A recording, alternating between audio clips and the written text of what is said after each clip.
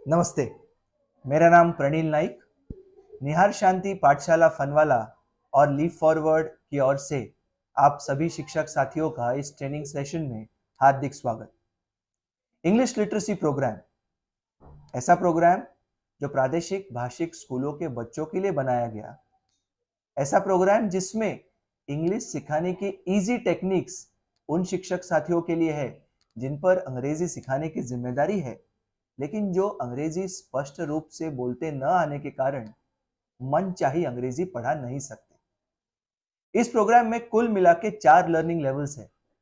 पहले 2 learning levels जो हम रीडिंग, स्पेलिंग और वोकैबुलरी पर फोकस करते हैं, प्राइमरी स्टूडेंट्स के बच्चों के लिए, और लास्ट 2 लर्निंग लेवल्स जो कि कॉम्प्रिहेंशन यानी आकलन और कम्युनिकेशन पर फोकस करते हैं, जो कि होता है कक्षा 6ठी से 8वीं के लिए।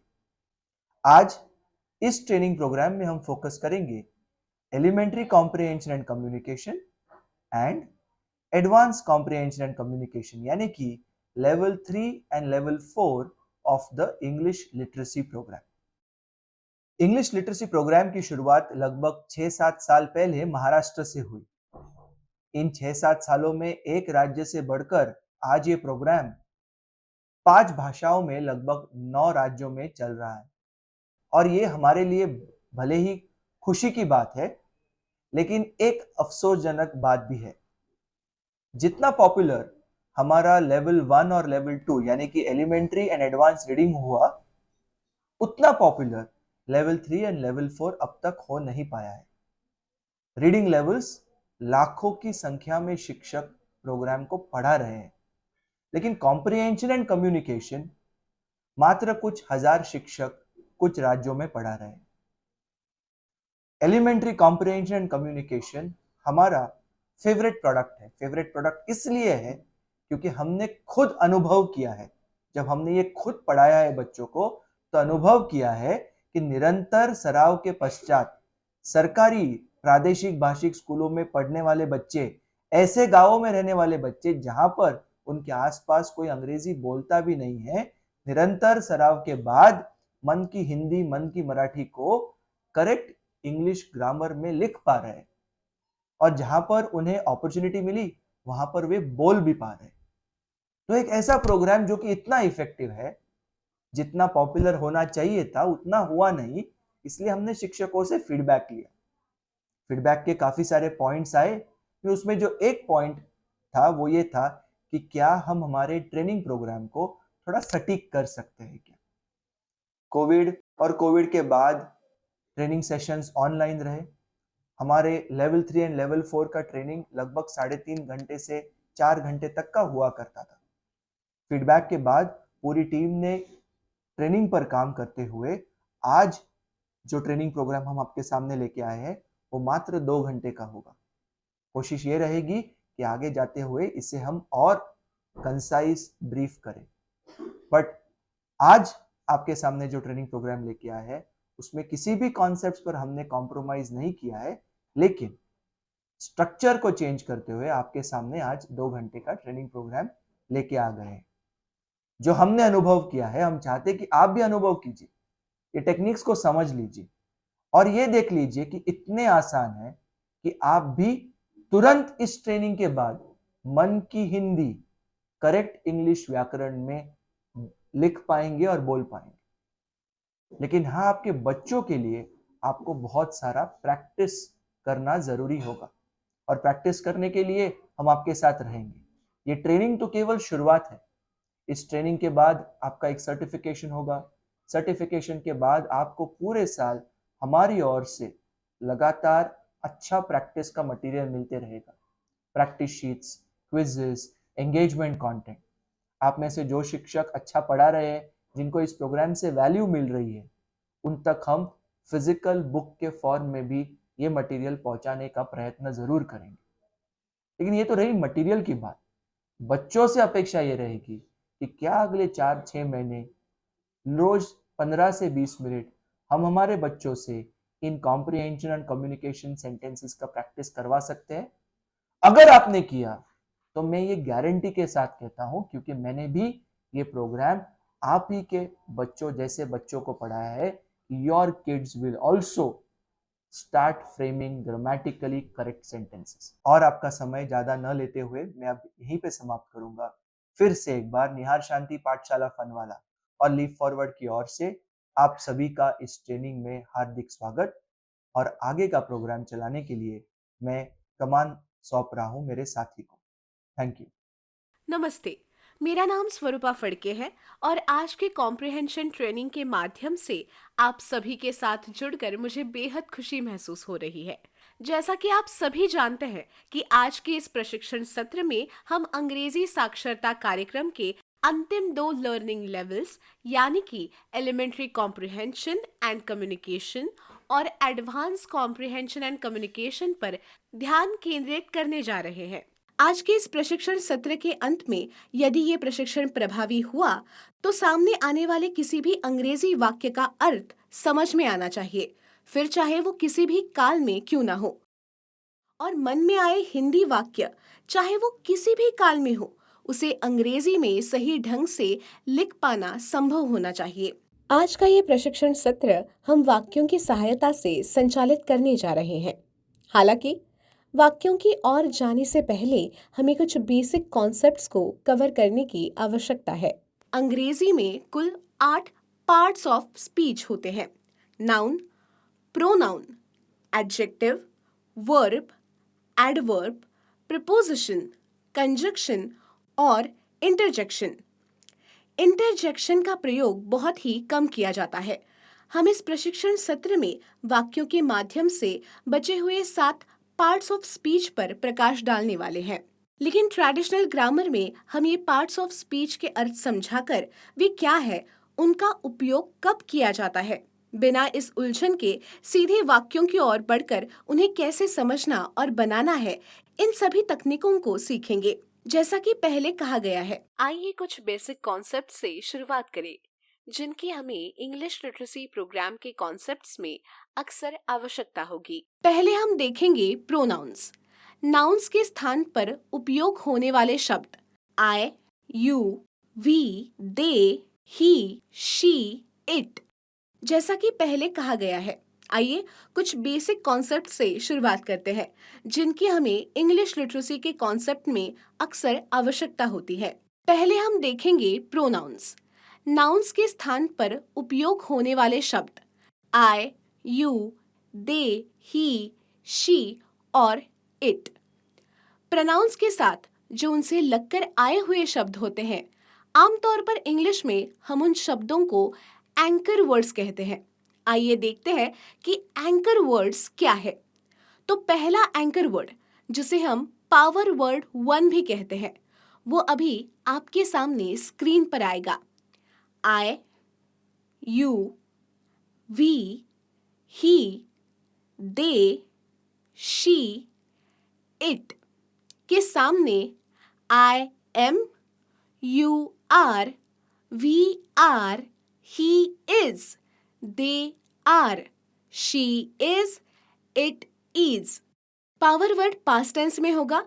I was, you were, we और they were, he, she, it was। और यही पावर वर्ड 1 फ्यूचर टेंस में भी सभी 7 प्रोनाउंस के लिए होगा, will be। तो अभी हमने जो देखा वो एंकर वर्ड का पहला पार्ट है, which we are calling power word 1। ये power word 1 present tense, past tense और फ्यूचर टेंस में प्रोनाउंस के तुलना में कैसे बदल जाते हैं वो इस टेबल में है जो आपके सामने है। ये टेबल बहुत महत्वपूर्ण है और यदि सही व्याकरणिक वाक्य बनाना हो तो इसे याद रखना अत्यंत आवश्यक है। एंकर वर्ड, एंकर वर्ड का जो दूसरा पार्ट है उसे हम कहेंगे पावर वर्ड 2। अब यहाँ I, you, we, they, he, she, it के सामने आएगा I have, you have, we और they have, he, she, it has. Past tense में इन सातों का प्रोनाउंस का पावर वर्ड 2 रहता है हैड, जो बदलता नहीं, और फ्यूचर टेंस में वो बन जाता है विल हैव। पावर वर्ड 1 और पावर वर्ड 2 को ध्यान से देखें। ये कौन से शब्द है और इनका प्रयोग कब किया जाता है। अगर हम किसी भाषा का उपयोग करते हैं तो उस भाषा में हम क्या करते हैं? हम किसी के बारे में कुछ कहते हैं। जिसके बारे में हम बात करते हैं वो उस वाक्य का कर्ता होता है।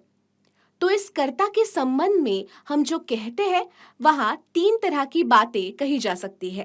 पहली, हम वर्णन कर सकते हैं कि कोई व्यक्ति या वस्तु क्या है। दूसरा, वो व्यक्ति कौन है और कैसा है, और हम उस व्यक्ति का स्वामित्व दिखा सकते हैं। और तीसरा, वो व्यक्ति, जानवर या वस्तु क्या करता है। जब आप कोई वाक्य कहना चाहते हैं तो सबसे पहली चीज जो आपको करनी चाहिए वो ये पूछना है कि मैं अपने वाक्य में सबसे पहले क्या करने की कोशिश कर रहा हूँ। मैं कर्ता का वर्णन कर रहा हूँ, कर्ता का स्वामित्व दर्शा रहा हूँ, या कर्ता क्या कर रहा है इसके बारे में बता रहा हूँ। यदि आप वर्णन करना चाहते हैं तो आप पावर वर्ड 1 का उपयोग करेंगे। यदि आप स्वामित्व दिखाना चाहते हैं तो आप पावर वर्ड 2 का उपयोग करेंगे। और यदि आप केवल ये बताना चाहते हैं कि कर्ता क्या कर रहा है तो आप जिस शब्द का उपयोग करेंगे वो होगा एक्शन वर्ड। इन कॉन्सेप्ट को थोड़ा और बेहतर ढंग से समझने के लिए आपको स्क्रीन पर अलग-अलग वाक्य प्रस्तुत किए जाएंगे। हम पूरे प्रशिक्षण को आने वाले वाक्यों के आधार पर चलाने जा रहे हैं। लेकिन अब आपको क्या करना है? आपके स्क्रीन पर वाक्य को देखना है और कहना है कि आपके वाक्य में क्या है। केवल पावर वर्ड 1, केवल पावर वर्ड 2, या केवल एक्शन वर्ड, या power word plus action word. देखिए, यहाँ 4 विकल्प हैं। पहला, वाक्य में केवल पावर वर्ड 1 आ सकता है, या केवल पावर वर्ड 2 आ सकता है, या केवल एक्शन वर्ड आ सकता है। और चौथा विकल्प है, वाक्य में पावर वर्ड चाहे वो 1 हो चाहे वो 2 हो, उसके आगे एक्शन वर्ड आ सकता है। आपके सामने वाक्य प्रस्तुत किए जाएंगे। आपको इन 4 विकल्प में से कौन सा विकल्प उस वाक्य में है वो देखना है। हमारा पहला वाक्य है, The tallest building of Japan is in Tokyo। इस वाक्य में कौन सा एंकर वर्ड है वो आपको बताना है। Power word 1, power word 2, action word, या power word plus action word. The answer is power word 1। दूसरा वाक्य, Our Prime Minister Narendra Modi has gone to the US for 7 days to discuss business with their top leaders। वाक्य अगर बड़ा हो तो anchor word ढूंढने में कोई प्रॉब्लम नहीं होनी चाहिए। इस वाक्य में power word 2 plus action word gone, ये गो का पार्टिसिपल फॉर्म में है। पार्टिसिपल क्या होता है वो मैं आपको बाद में बताऊंगी, किंतु हैज ये पावर वर्ड 2 को लगकर आने वाला शब्द है। ये एक क्रियापद है जिसको हम एक्शन वर्ड कहते हैं। उसका एक ही रूप होने के कारण इस वाक्य में संयोजन power word 2 plus action word का है। हमारा तीसरा वाक्य, Chennai super Kings won this year's IPL under the leadership of Mahendra Singh Dhoni. इस वाक्य में केवल एक्शन वर्ड है। एक्शन वर्ड कौन सा है? वो है won। विन अर्थात जीतना और won अर्थात जीत गया, यानी कि भूतकाल। हमारा चौथा शब्द, The movie Pathan did a business of more than 100 crores only in India। क्या आपको इस वाक्य में पावर वर्ड 1 दिखाई दे रहा है? अभी पावर वर्ड मतलब क्या? I, you, we, they, he, she, it के सामने जो हमने शब्द लिखे हैं is, am, are, was, were, will be, इसमें से कोई दिख रहा है क्या? नहीं। Power word 2 has, have, had या फिर विल हैव, इसमें से कोई है? नहीं। मतलब इस वाक्य में एक्शन वर्ड होगा या फिर power word 1 plus action word होगा। यहाँ पावर वर्ड नहीं होने के कारण अब विकल्प रह गया action word, and the action word in this sentence is did.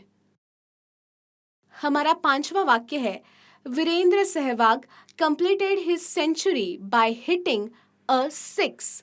इस वाक्य में एंकर वर्ड है completed, which is an action word. ना ही पावर वर्ड 1 है और ना ही पावर वर्ड 2 है, इसलिए power word plus action word हो ही नहीं सकता। सो this sentence has only and only action words. अभी जाते हैं हमारे अगले सेंटेंस की तरफ। The entire team had come to office on Sunday to complete the important project. अभी इस वाक्य में क्या आपको कहीं पर पावर वर्ड 1 मतलब कि is, am, are, was, were, will be ये दिख रहा है? जिसका उत्तर है नहीं। या फिर power word 2 has, have, had, will have ये आपको दिख रहा है? हाँ, दिख रहा है ना, had। अब एक और चीज देखो कि इस had को चिपक कर क्या उसके आगे एक्शन वर्ड का कोई भी रूप आया है? आया है ना, had come। अर्थात इस वाक्य में कॉम्बिनेशन है power word 2 plus action word का। अभी जाते हैं हमारे 7वें वाक्य की तरफ। We have a sales target of 500 crores in this financial year। के इस वाक्य में power word 1 is, am, are, was, were, will be है, जिसका उत्तर है नहीं। इस वाक्य में पावर वर्ड 2 यानी कि has, have, had, will have है। यहाँ पर have ये पावर वर्ड 2 है। अब इस have को लगकर उसके आगे कोई भी एक्शन वर्ड या फिर एक्शन वर्ड का रूप आया है क्या? नहीं। मतलब इस वाक्य में जो एंकर वर्ड है वो है सिर्फ और सिर्फ पावर वर्ड 2। पावर वर्ड 2 का उपयोग हम कब करते हैं? जब हम कहीं अपना स्वामित्व दिखाना चाहते हैं या फिर ये कहने के लिए करते हैं कि किसके पास क्या है। अभी हम बढ़ेंगे हमारे 8वें शब्द की तरफ।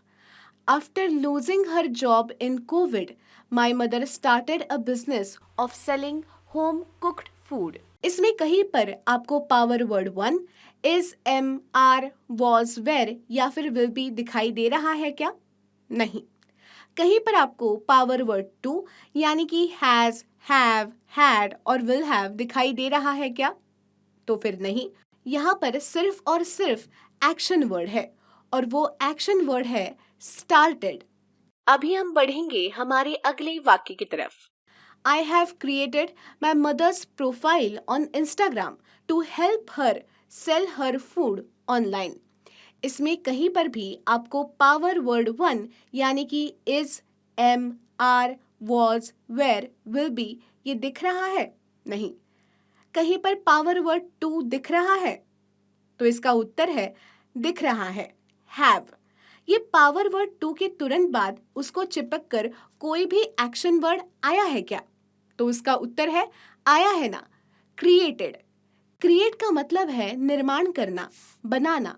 क्रिएटेड ये पास्ट टेंस है। So this sentence has power word 2 plus action word. My neighbour son is in 10th standard this year. के इस वाक्य में पावर वर्ड 1 है, is, am, are, was, were या फिर विल बी। यहाँ पावर वर्ड 1 है इज। इस पावर वर्ड 1 को मिलाकर कोई भी एक्शन वर्ड या एक्शन वर्ड का रूप है क्या? जिसका उत्तर है नहीं। इसीलिए इस वाक्य में सिर्फ और सिर्फ पावर वर्ड 1 है। हम पावर वर्ड 1 का उपयोग तब करते हैं जब आप किसी का वर्णन एक वाक्य से करना चाहते हैं। वर्णन मतलब एक व्यक्ति कौन है, कैसी है, कहाँ है। ये जब हमें बताना हो तो हम पावर वर्ड 1 का उपयोग करेंगे। इस वाक्य में हमने ये कहने का प्रयास किया है कि पड़ोसी का बेटा कहाँ है, तो वो 10वीं कक्षा में है। अब बढ़ते हैं हमारे अगले वाक्य की तरफ। He is very intelligent and everyone in our society thinks that he will come first in the merit list। इस वाक्य में क्या आपको कोई भी पावर वर्ड 1 दिख रहा है? दिख रहा है ना, is। अब यहाँ पर कोई पावर वर्ड टू दिख रहा है क्या? नहीं, पर एक्शन वर्ड दिख रहा है, और वो भी दो एक्शन वर्ड दिख रहे हैं, थिंग्स और विल स्टैंड। यहाँ पर एक नियम याद रखना और हमेशा याद रखना, जब किसी वाक्य में एक से ज्यादा एंकर वर्ड आए तो जितने ज्यादा एंकर वर्ड उतना ही बड़ा वाक्य। यहाँ पर आपके पास तीन एंकर वर्ड्स है, पहला इज, दूसरा थिंग्स और तीसरा विल स्टैंड। तो ये एक वाक्य ना होकर तीन वाक्य हुए। अंग्रेजी में जब दो वाक्यों को जोड़ा जाता है तब जोड़ने वाले शब्द होते हैं, उसे हम कंजक्शन कहते हैं।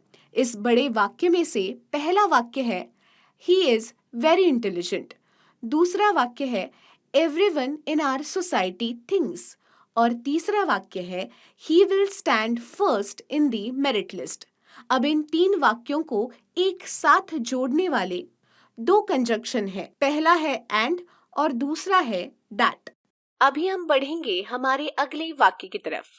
This camera set costs more than 6 lakh rupees because all the lenses are in it from Germany। इस वाक्य में कौन सा एंकर वर्ड और कितने एंकर वर्ड है वो देखेंगे। क्या यहाँ पर पावर वर्ड 1 है? हाँ है। आर। क्या यहाँ पावर वर्ड 2 है? कोई एक्शन वर्ड है क्या? हाँ है ना, कॉस्ट्स। इस वाक्य में दो एंकर वर्ड आए हैं, पहला एंकर वर्ड कॉस्ट्स और दूसरा एंकर वर्ड आर। मतलब यहाँ पर एक नहीं बल्कि दो वाक्य है जिनको जोड़ने वाला शब्द कंजक्शन, मतलब कि वो है बिकॉज। पहला वाक्य this camera set cost more than 6 lakh rupees और दूसरा वाक्य all the lenses are in it from Germany. इसे हमने जोड़ दिया और उसे जोड़ने वाला शब्द कंजक्शन जो कि है बिकॉज। अभी हम बढ़ेंगे हमारे अगले वाक्य की तरफ। By 4 p.m. tomorrow, we will have sent all these boxes by courier to our different customers। क्या आपको पावर वर्ड 1 दिख रहा है? नहीं। क्या आपको पावर वर्ड 2 दिख रहा है? हाँ, have। अब चेक करो कि इस पावर वर्ड 2 को लगकर कोई एक्शन वर्ड या एक्शन वर्ड का रूप दिया है क्या? दिया है ना, सेंट।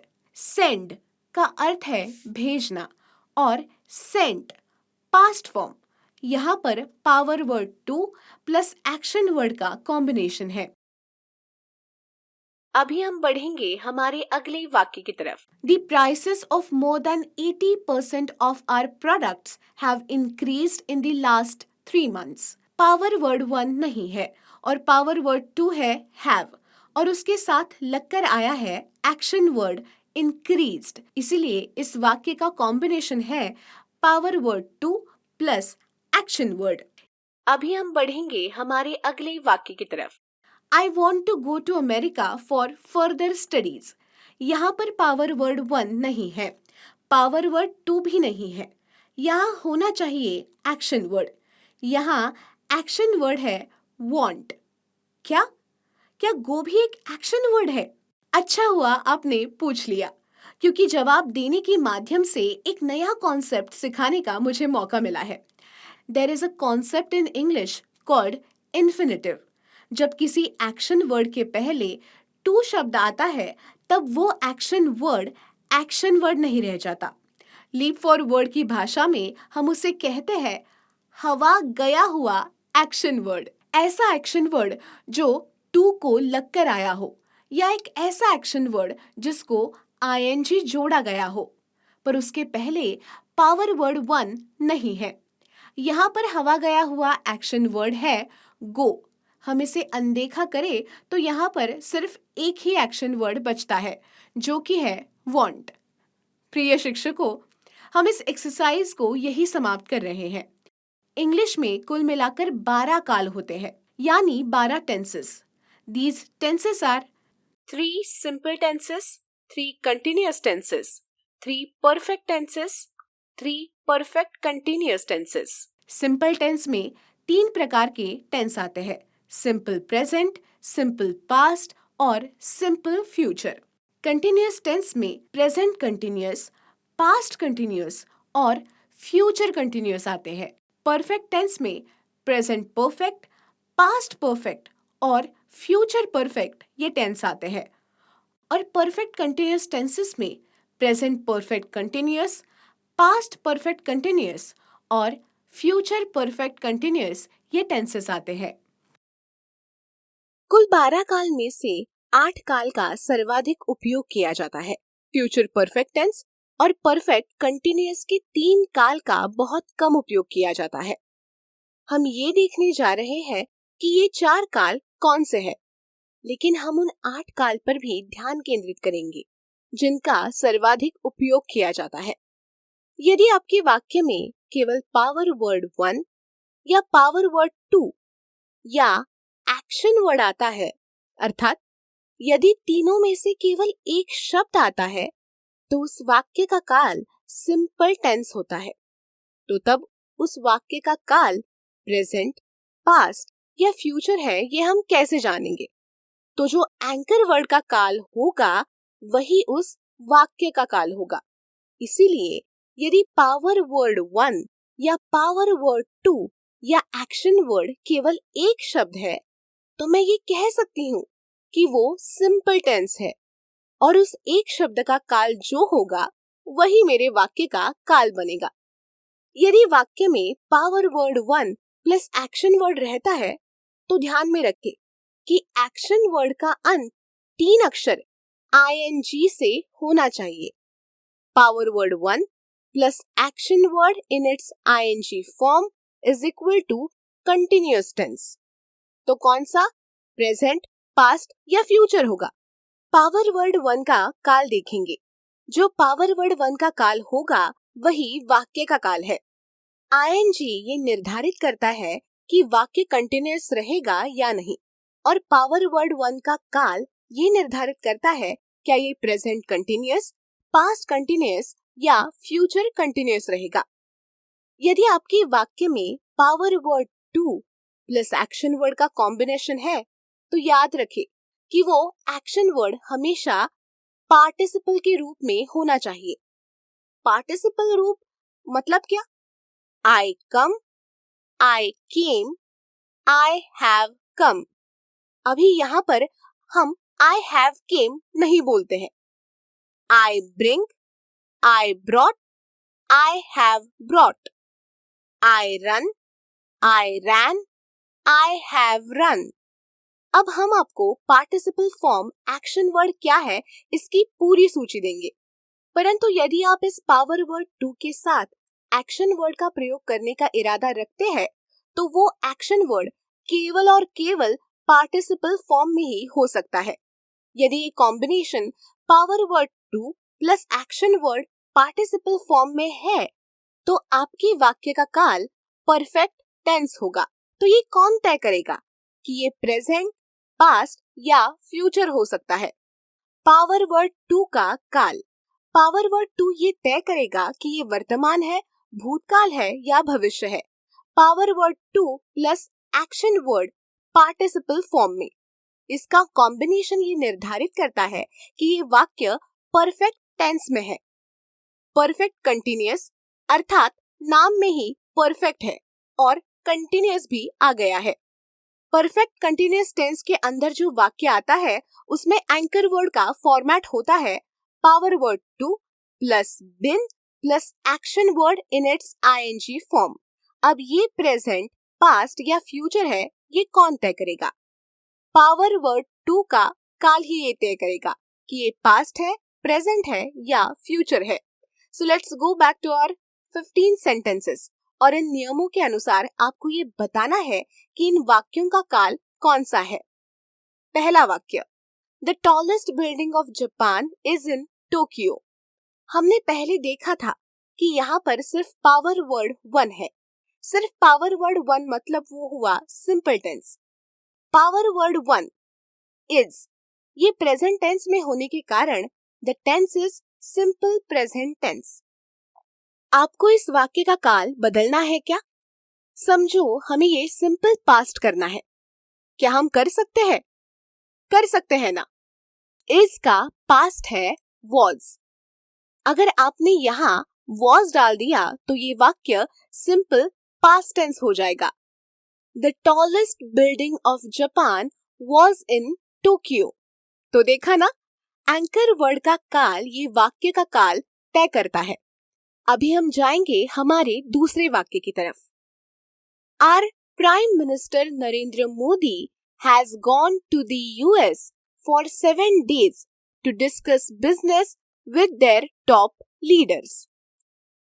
इस वाक्य में power word two plus action word है। गो, वेंट, गॉन। गॉन ये गो के एक्शन वर्ड का पार्टिसिपल फॉर्म है। यहाँ पर हमने डिस्कस इस शब्द को एक्शन वर्ड क्यों नहीं समझा, क्योंकि ये एक हवा गया हुआ एक्शन वर्ड है।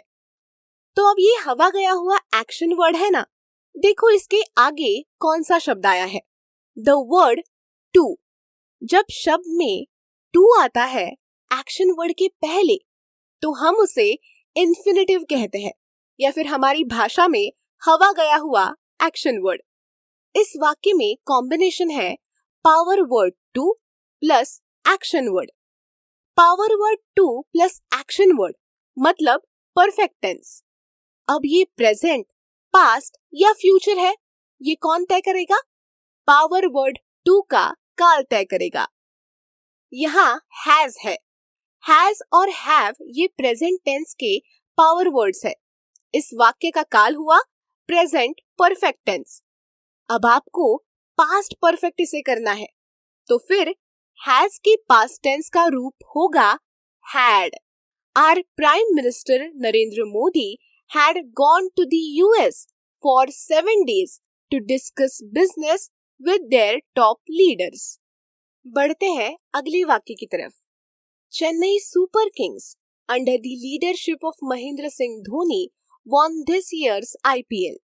इस वाक्य में पावर वर्ड वन नहीं है, पावर वर्ड टू भी नहीं है, सिर्फ एक्शन वर्ड है। सिर्फ एक्शन वर्ड मतलब वाक्य का काल होगा सिंपल टेंस। एक्शन वर्ड का काल तय करेगा कि ये वाक्य सिंपल प्रेजेंट टेंस है, पास्ट टेंस है या फ्यूचर टेंस है। won is the past tense of the word win, so the tense of this sentence is simple past tense। बढ़ते हैं हमारे चौथे वाक्य की तरफ। The movie Pathan did a business of more than 100 crores only in India। Power word one यहाँ पर नहीं है, पावर वर्ड टू भी नहीं है, सिर्फ एक्शन वर्ड है। वो वर्ड कौन सा है? The word did. So this is a simple tense, लेकिन सिंपल पास्ट टेंस, क्योंकि डिड ये डू के एक्शन वर्ड का पास्ट टेंस है। अभी हम बढ़ेंगे हमारे पांचवें वाक्य की तरफ।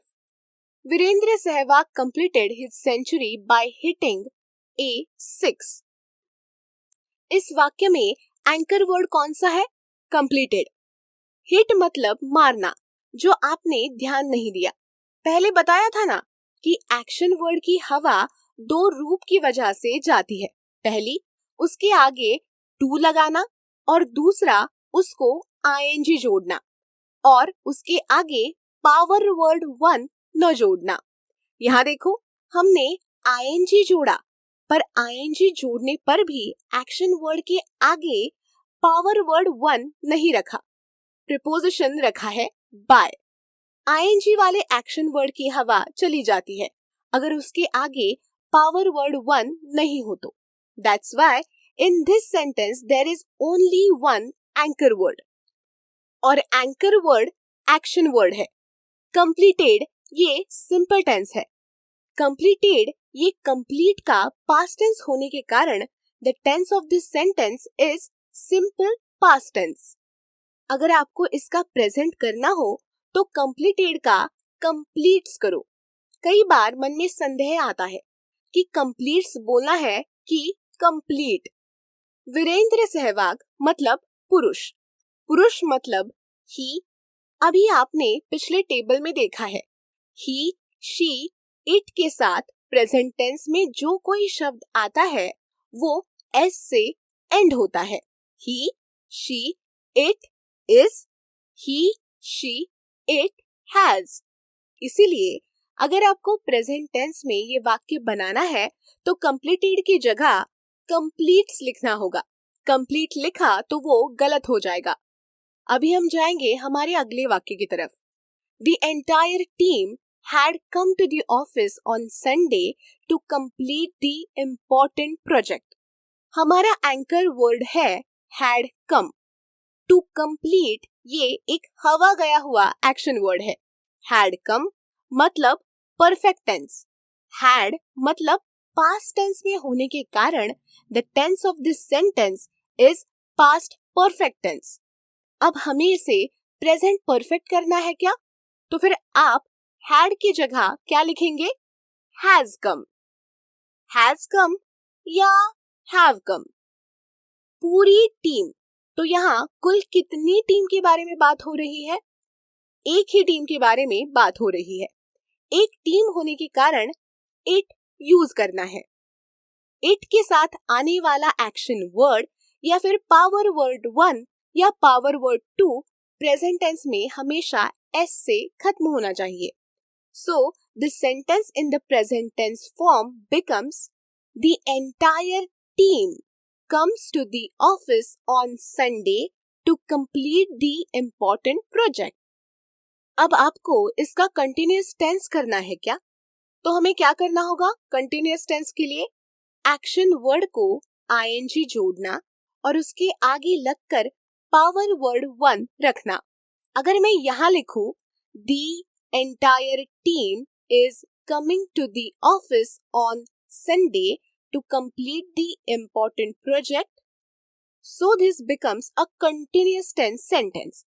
और अगर मैं ऐसा लिखूं कि the entire team will be coming to the office on Sunday to complete the important project, then this becomes a future continuous tense sentence। बढ़ते हैं अगले वाक्य की तरफ। We have a sales target of 500 crores in this financial year। वाक्य में सिर्फ power word 2 है। The word is have। The tense of this sentence becomes simple tense। have ये प्रेजेंट होने के कारण वाक्य का काल होगा सिंपल प्रेजेंट टेंस। पास्ट करना हुआ तो इसको क्या करेंगे? have को had करेंगे। We had a sales target of 500 crores in this financial year आएगा नहीं, फिर आएगा in the last financial year। बढ़ते हैं अगले वाक्य की तरफ। After losing her job in COVID, my mother started a business of selling home cooked food। इस वाक्य में एंकर वर्ड कौन सा है? Started। Losing हवा गया हुआ एक्शन वर्ड है क्योंकि उसके आगे पावर वर्ड 1 नहीं है। सेलिंग आईएनजी से एंड होने वाला एक्शन वर्ड, पर वो भी एक हवा गया हुआ वर्ड है क्योंकि उसके आगे पावर वर्ड 1 नहीं आता है। इस वाक्य में जो एंकर वर्ड है वो है action word. This is a simple tense sentence. Started ये पास्ट टेंस होने के कारण इस वाक्य का काल होगा सिंपल पास्ट टेंस। इस सिंपल पास्ट के वाक्य को अगर आपको प्रेजेंट परफेक्ट में रूपांतरित करना हो तो आप क्या लिखोगे? After losing her job in covid, my mother had started A business of selling home cooked food. अभी हम यहाँ पर हैव स्टार्टेड क्यों नहीं बोलेंगे? माई मदर मेरी माँ, अकेली स्त्री यानी ही शी इट में शी के साथ जो पावर वर्ड 2 आता है वो कौन सा है? हैज। इसीलिए यहाँ पर हम हैज स्टार्टेड का उपयोग करेंगे। अभी बढ़ेंगे हमारे अगले वाक्य की तरफ। My neighbour's son is in 10th standard this year. Power word 1 ये प्रेजेंट टेंस में होने के कारण पूरे सेंटेंस का काल होगा सिंपल प्रेजेंट टेंस। अभी बढ़ेंगे हमारे अगले वाक्य की तरफ। He is very intelligent and everyone in our society thinks that he will come first in the merit list। जैसा कि ऊपर देखा गया है, इस वाक्य में एक नहीं बल्कि 3 भाग है। इस वाक्य पर ध्यान केंद्रित करेंगे तो हम यहाँ एक ऐसे लड़के की बात कर रहे हैं जो बहुत बुद्धिमान है, हमारे समाज के सभी लोग ये सोचते हैं कि वो मेरिट लिस्ट में प्रथम आएगा, वो लड़का होशियार है, सभी लोग यही सोचते हैं। इसीलिए the tense of this sentence is going to be simple present tense.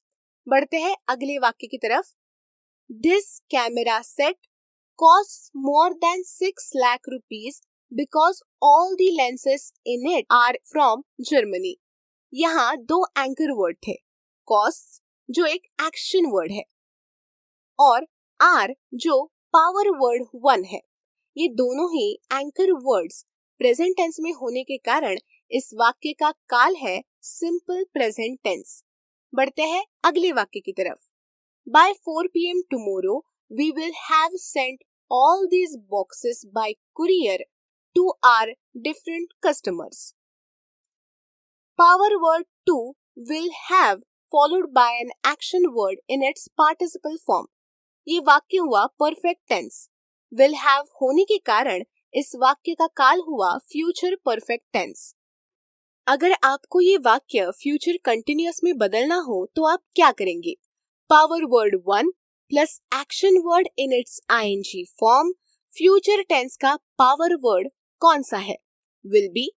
यहाँ का एक्शन वर्ड कौन सा है? सेंट। इसे आईएनजी जोड़े तो ये क्या हो जाएगा? सेंडिंग। अगर आपको यही वाक्य फ्यूचर कंटिन्यूअस के रूप में लिखना हो तो वो बनेगा by 4 p.m. tomorrow we will be sending all these boxes by courier to our different customers। अभी बढ़ते हैं हमारे अगले वाक्य की तरफ। The prices of more than 80% of our products have increased in the last 3 months। इस वाक्य में एंकर वर्ड था power word 2 plus action word. The tense is perfect tense। Power word 2 present होने के कारण the tense of this sentence is present perfect tense. अगर मुझे ये वाक्य फ्यूचर कंटिन्यूअस में बदलना हो तो फ्यूचर कंटिन्यूअस का मतलब क्या? Power word 1 plus action word in its I N G form. Power word future tense में आता है विल बी, तो फिर वाक्य बनेगा the prices of more than 80% of our products will be increasing in the last 3 months। लेकिन रुको, फ्यूचर मतलब भविष्य, परंतु ये अगर आपको फ्यूचर कंटिन्यूअस में करना हो तो लास्ट 3 मंथ्स का उपयोग आप नहीं कर सकते। इसकी जगह नेक्स्ट 3 मंथ्स ये लगाना होगा। So the prices of more than 80% of our products will be increasing in the next 3 months. बढ़ेंगे हमारे अगले वाक्य की तरफ। I want to go to America for further studies। Anchor word want present होने के कारण वाक्य का काल बन जाता है सिंपल प्रेजेंट टेंस। इस अभ्यास के माध्यम से आप जानेंगे कि किसी वाक्य के काल को तुरंत कैसे पहचाना जाए।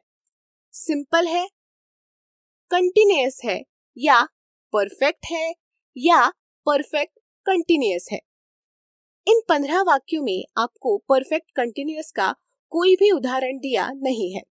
इसे देखने के बाद हमें ये पता लगाना जरूरी है कि ये प्रेजेंट है, पास्ट है या फ्यूचर है। प्रेजेंट, पास्ट या फ्यूचर ये कौन तय करता है? पावर वर्ड 1 या फिर पावर वर्ड 2। कंटिन्यूअस कौन तय करेगा? आईएनजी से समाप्त होने वाला एक्शन वर्ड। परफेक्ट टेंस कौन तय करेगा? पार्टिसिपल रूप का एक्शन वर्ड। हमने वाक्य का काल भी बदल के देख लिया। पूरे वाक्य का काल बदलने के लिए वाक्य में किसी दूसरे शब्द को हाथ नहीं लगाना चाहिए, सिर्फ और सिर्फ एंकर वर्ड को ही लगाना चाहिए। यदि आपने काल को पहचानने में कॉन्फिडेंस प्राप्त कर लिया है तो आइए इस प्रशिक्षण के अगले चरण की ओर बढ़े। अब तक हमने 2 महत्वपूर्ण कॉन्सेप्ट्स देखे। पहले हमने देखा वाक्य में एंकर वर्ड कैसे ढूंढना है, फिर हमने देखा कि एंकर वर्ड ये वाक्य का काल कैसे निर्धारित करता है। हमने अब तक अंग्रेजी के सभी 12 टेंसेस देख लिए हैं और उनमें से आमतौर पर उपयोग होने वाले 8 टेंसेस भी हमने देखे। आई थिंक कि अगर आपने इसे ठीक से समझ लिया तो we can try to jump directly into communication. लेकिन उससे पहले मैं कुछ और भी आपसे कहने का प्रयत्न करूंगी। आपके द्वारा किया गया अंग्रेजी का वाक्य दूसरे व्यक्ति के लिए समझने योग्य होना चाहिए, और सच कहे तो कम्युनिकेशन दूसरे व्यक्ति के लिए समझने योग्य होना ही चाहिए। अगर मैं इसे परफेक्ट व्याकरण में बना सकती हूँ तो बहुत अच्छा, लेकिन अगर मैं इसे नहीं बना सकती किंतु मैं अपनी बातचीत का मुद्दा सामने वाले को समझा सकती हूँ, तो कॉन्वर्सेशन पूरी हो गई। यदि आप अपने इंग्लिश वाक्य को व्याकरणिक रूप से सही बनाना चाहते हैं तो आपको 2 या 3 बातें याद रखनी होगी। सर्वप्रथम, सब्जेक्ट वर्ब एग्रीमेंट, कर्ता और क्रिया की सहमति। इंग्लिश में कर्ता और क्रिया हमेशा जुड़े रहते हैं और आमतौर पर हमेशा वाक्य की शुरुआत में आते हैं। यहाँ तक कि अगर मैं यहाँ उसे क्रिया भी कहूँ तो भी ये एंकर वर्ड ही होगा। कभी भी सब्जेक्ट प्लस एंकर वर्ड को अलग ना करें। इंग्लिश में इन्हें हमेशा एक साथ रखा जाता है। यदि आप अपने हिंदी वाक्य में सब्जेक्ट या कर्ता की पहचान कर सकते हैं और आप अपने हिंदी वाक्य में एंकर वर्ड की पहचान भी कर सकते हैं, तो सबसे पहले आपको उन्हें जोड़ना होगा। सिर्फ जोड़ना नहीं, राइट टेंस में जोड़ना होगा। The right tense form, if you can make your subject agree with the anchor word in the right tense form, your sentence will always be comprehensible. अर्थात यदि आप कर्ता को एक्यूरेट टेंस के रूप में एंकर वर्ड के साथ जोड़ते हैं तो आपकी इंग्लिश हमेशा दूसरों के समझने योग्य होगी। हमने ये तो देखा कि अंग्रेजी में काल को कैसे पहचाने। अब मैं अपने मन के हिंदी वाक्य के काल को कैसे पहचाने ये बताने की कोशिश करूंगी। ध्यान में रखिए कि अगर हिंदी वाक्य के अंत में अगर है, था या होगा ये शब्द आए तो इसका अर्थ हुआ कि इन वाक्यों में पावर वर्ड की उपस्थिति है। हिंदी वाक्य में केवल 3 ही पावर वर्ड है। हम जानते ही हैं कि क्रिया दर्शाने वाले शब्द अनेक है। खाना, पीना, बैठना, ये सभी क्रिया दर्शाने वाले शब्द है। यदि आपकी हिंदी वाक्य में सिर्फ है, था या फिर होगा, इन तीनों में से कोई एक ही शब्द होगा तो इसका अर्थ क्या है? या तो अंग्रेजी में आप पावर वर्ड 1 का प्रयोग करेंगे अथवा पावर वर्ड 2 का प्रयोग करेंगे। यदि आप हिंदी में कर्ता का वर्णन कर रहे हैं तो पावर वर्ड 1 का उपयोग कब करेंगे?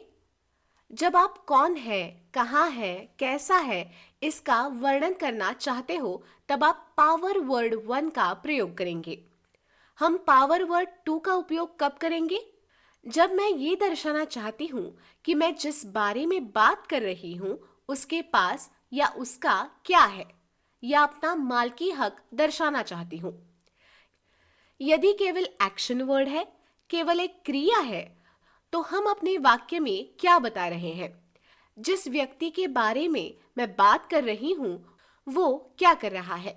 सिंपल टेंस तो आसान है। यदि यही कंटिन्यूअस टेंस होगा तो कंटिन्यूअस टेंस है तो वो है, था या होगा में से कोई एक होगा और उसके साथ जुड़ा हुआ ये एक्शन वर्ड होगा जिसका अंत रहा से होगा। कर रहा है कंटिन्यूअस टेंस, प्रेजेंट, पास्ट या फ्यूचर है होने के कारण ये प्रेजेंट कंटिन्यूअस टेंस बन जाता है। खा रहा था से समाप्त होने वाले वाक्य एक्शन वर्ड उससे लगकर आया है और उसके पीछे कौन सा पावर वर्ड है? था पास्ट में होने के कारण दिस बिकम्स पास्ट कंटिन्यूअस। खेल रहा होगा से समाप्त होने वाला action word followed by the power word होगा, इसीलिए ये वाक्य बन जाता है future continuous tense. Let's look at the perfect tense. Perfect tense में भी सेम, वाक्य के आखिर में है, था या होगा इनमें से किसी एक की उपस्थिति और उसको पहले लगकर आया हुआ जो एक्शन वर्ड आएगा वो भूतकाल का होगा। किया है ये एक एक्शन वर्ड फॉलोड बाय है, so this becomes present perfect tense. खाया था से समाप्त होने के कारण action word followed by the power word था था ये पास्ट में होने के कारण this becomes past perfect tense. पिया होगा, यह से समाप्त होने वाला action word followed by the power word होगा जो फ्यूचर में है, so this becomes future perfect tense. मैं आप सभी को परफेक्ट कंटिन्यूअस टेंस के बारे में भी बता सकती हूँ, पर इस वक्त मैं आप सभी के साथ 8 कॉमनली यूज्ड टेंस के बारे में ही बात करना चाहूंगी।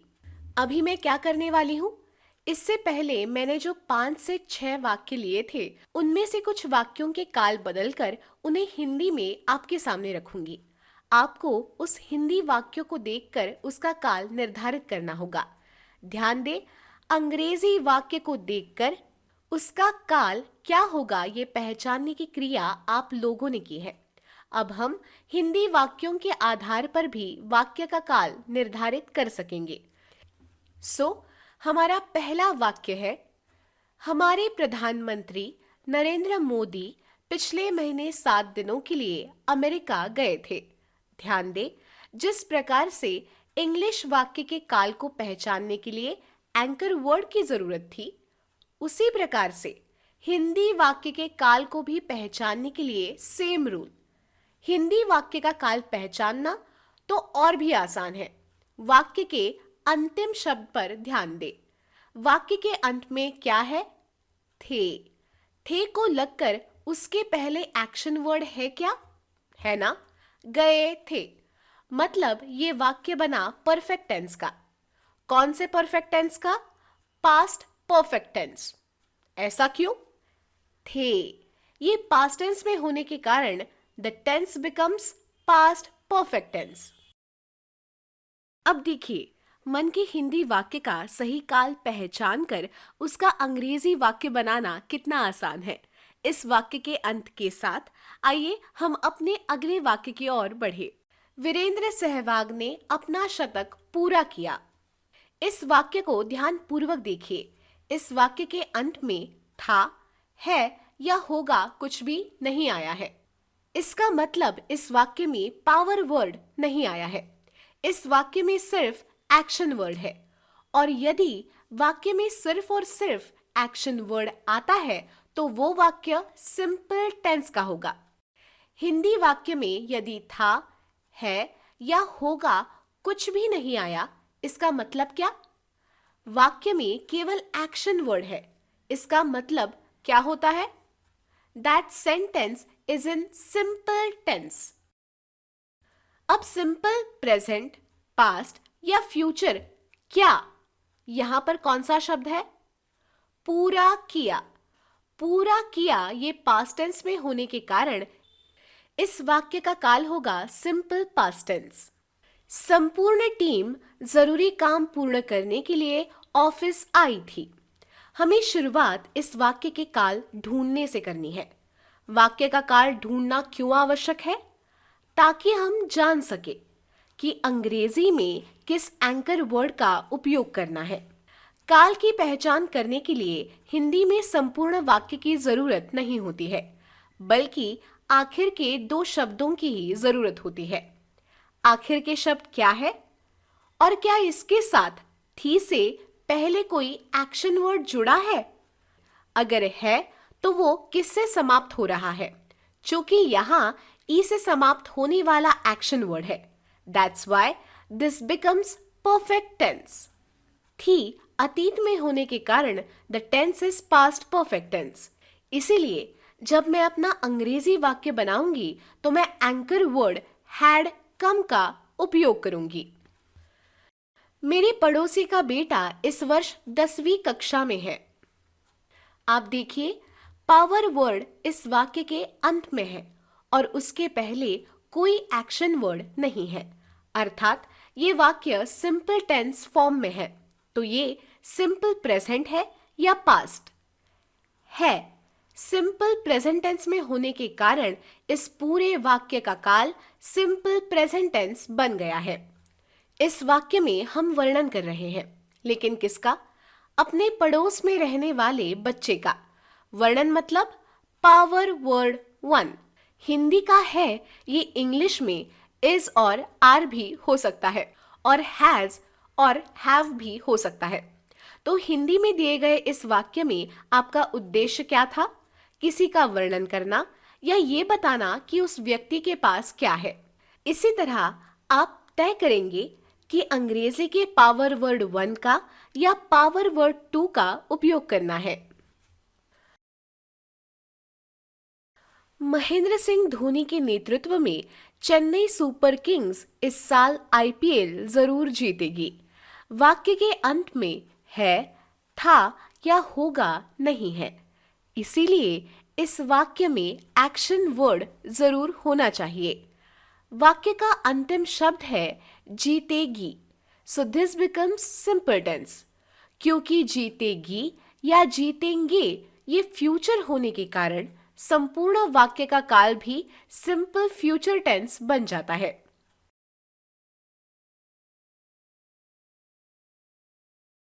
जापान की सबसे ऊंची इमारत टोक्यो शहर में स्थित है। वाक्य का अंतिम शब्द है क्योंकि इसके पहले कोई एक्शन वर्ड नहीं है, इसीलिए इस वाक्य में सिर्फ और सिर्फ पावर वर्ड है, पावर वर्ड 1 या पावर वर्ड 2। यहाँ हम अनुमान लगाने की कोशिश कर रहे हैं कि जापान की सबसे ऊंची इमारत कहाँ है। यहाँ हम वर्णन कर रहे हैं, so you will use power word 1। So the tense of this sentence is simple present tense. जब हम किसी वाक्य को इंग्लिश में बनाते हैं तब हम पावर वर्ड 1 का उपयोग करेंगे, क्योंकि यहाँ हम ये नहीं बता रहे हैं कि जापान के पास क्या है या जापान में विश्व की 5 सबसे ऊंची इमारतें हैं, ये भी हम नहीं बता रहे हैं। हम बता रहे हैं कि जापान में सबसे ऊंची इमारत कहाँ है, टोक्यो में। क्योंकि यहाँ हम वर्णन कर रहे हैं, इसीलिए हमने पावर वर्ड 1 का उपयोग किया। चलिए एक आखिरी उदाहरण लेते हैं। कोविड के कारण अपनी नौकरी खोने के बाद मेरी माँ ने घर का बना खाना बेचने का व्यवसाय शुरू किया। भले ही ये वाक्य लंबा है, लेकिन आपको इसे देखते ही समझ में आना चाहिए कि वाक्य के अंत में है, था या होगा ये हिंदी के पावर वर्ड्स नहीं है। कोई एक्शन वर्ड है क्या? शुरू किया, शुरू मतलब स्टार्ट, शुरू किया था मतलब स्टार्टेड। इंग्लिश में जब हम वाक्य बनाएंगे तब उस वाक्य में स्टार्टेड ये एक्शन वर्ड होगा। मुझे लगता है कि हिंदी के इतने उदाहरण सफिशिएंट होने चाहिए। सभी टेंस फॉर्म को हमने कवर तो नहीं किया है, लेकिन एक क्विक समरी। हिंदी में किसी वाक्य का काल तुरंत जानना क्यों आवश्यक है? क्योंकि जब आप एक इंग्लिश वाक्य बनाते हैं तब आपके कर्ता और आपकी क्रिया की सहमति राइट टेंस में होना जरूरी है। अपने हिंदी वाक्य के अंतिम या अंतिम के 2 से 3 शब्द को देखें। यदि अंतिम के शब्द है, था या होगा में से एक है तो उन पर ध्यान दें और देखें कि क्या उससे पहले कोई एक्शन वर्ड है। यदि है तो ये देखना चाहिए कि क्रिया शब्द का अंत रहा से होता है या य से। यदि ये रहा से समाप्त होता है तो ये कंटिन्यूअस है, और यदि ये य से समाप्त होता है तो ये परफेक्ट है। यदि इसके पहले एक्शन वर्ड ना हो तो ये सिंपल टेंस है, और यदि वाक्य के अंत में है, था या होगा में से कोई शब्द नहीं है तो चलिए हिंदी वाक्य को इंग्लिश में बनाना शुरू करते हैं। मेरा पहला वाक्य उदाहरण के लिए है, हमारे प्रधानमंत्री नरेंद्र मोदी 7 दिनों के लिए अमेरिका जाने वाले हैं। वाक्य के अंत में है शब्द है, which is a power word, और इसके साथ जुड़ा हुआ एक्शन वर्ड जाने वाले है, जो कि फ्यूचर टेंस में है। जाने वाले है, विल बी गोइंग। कौन जा रहा है? हमारे प्रधानमंत्री नरेंद्र मोदी। जब आप अंग्रेजी में कोई वाक्य बनाते हैं तो सबसे पहले ध्यान रखने वाली बात यह है कि आपके वाक्य की शुरुआत हमारे प्रधानमंत्री नरेंद्र मोदी जाने वाले हैं से शुरू होना चाहिए। अगर सिर्फ जाएंगे होता तो आप क्या लिखते? Will go. Our prime minister Narendra Modi will be going. अब क्या बचा है? 7 दिन के लिए America for 7 days। Our prime minister Narendra Modi will be going to America for 7 days। आप में से कोई ऐसे लिखेगा, our prime minister Narendra Modi will be going for 7 days to America, तो भी काम चलेगा। लेकिन याद रखें, कर्ता क्रिया की सहमति बनने के बाद आपके जो बचे हुए शब्द है या बचे हुए शब्दों का भाग है, उसमें जो अंतिम भाग है वो पहले आना चाहिए, और इसीलिए टू अमेरिका इसे पहले लाएंगे और फॉर 7 days बाद मिलेंगे। यदि इस वाक्य का काल बदल गया तो चलिए इस छोटे से वाक्य को और भी बड़ा बनाते हैं। हमारे प्रधानमंत्री नरेंद्र मोदी वहां के बड़े नेताओं से बिजनेस पर चर्चा करने के लिए 7 दिनों के लिए अमेरिका जाने वाले हैं। अगर आप इस वाक्य को ध्यान से देखेंगे तो आपको वाक्य के अंत में जाने वाले हैं ये दिखेगा, मतलब विल बी गोइंग। अगर सिर्फ जाएंगे लिखा होता तो विल गो। अब हिंदी में आपको यहाँ चर्चा के लिए एक एक्शन वर्ड दिख रहा है। ध्यान दें, चर्चा का मतलब डिस्कस करना है। चर्चा की इसका अर्थ है डिस्कस्ड, और चर्चा करेंगे मतलब विल डिस्कस। इन 3 रूपों के अलावा कोई भी अन्य रूप आया, चर्चा करना, चर्चा की, चर्चा करने के बाद, तो इसका मतलब इंग्लिश में ये हवा गया हुआ एक्शन वर्ड होगा। आपको क्या याद रखना है? आपको ये याद रखना है कि आपके अंग्रेजी वाक्यों में आपका कर्ता और आपकी क्रिया हमेशा राइट टेंस फॉर्म में सहमत होनी चाहिए। जा रहे हैं, विल बी गोइंग। कौन जा रहा है? Our prime minister Narendra Modi. अब ठीक से करो, our prime minister Narendra Modi will be going. आगे आपको बस एक ही बात याद रखनी है, यहाँ एक हवा गया हुआ एक्शन वर्ड है। बस आइए शेष वाक्य को पूरा करने का प्रयास करें। Our prime minister Narendra Modi will be going to the US to discuss हवा गया हुआ action word business matters with their top leaders. मेरा अगला वाक्य है, मेरी माँ ने घर का बना खाना बेचने का एक व्यवसाय शुरू किया। इस वाक्य को जब हम इंग्लिश में बनाएंगे तो हमें इस वाक्य में कर्ता और क्रिया पर ध्यान देना होगा। मेरी माँ ने घर का बना खाना बेचने का एक व्यवसाय शुरू किया। हिंदी में एक्शन वर्ड हमेशा वाक्य के अंत में आता है। शुरू किया, किसने शुरू किया? My mother.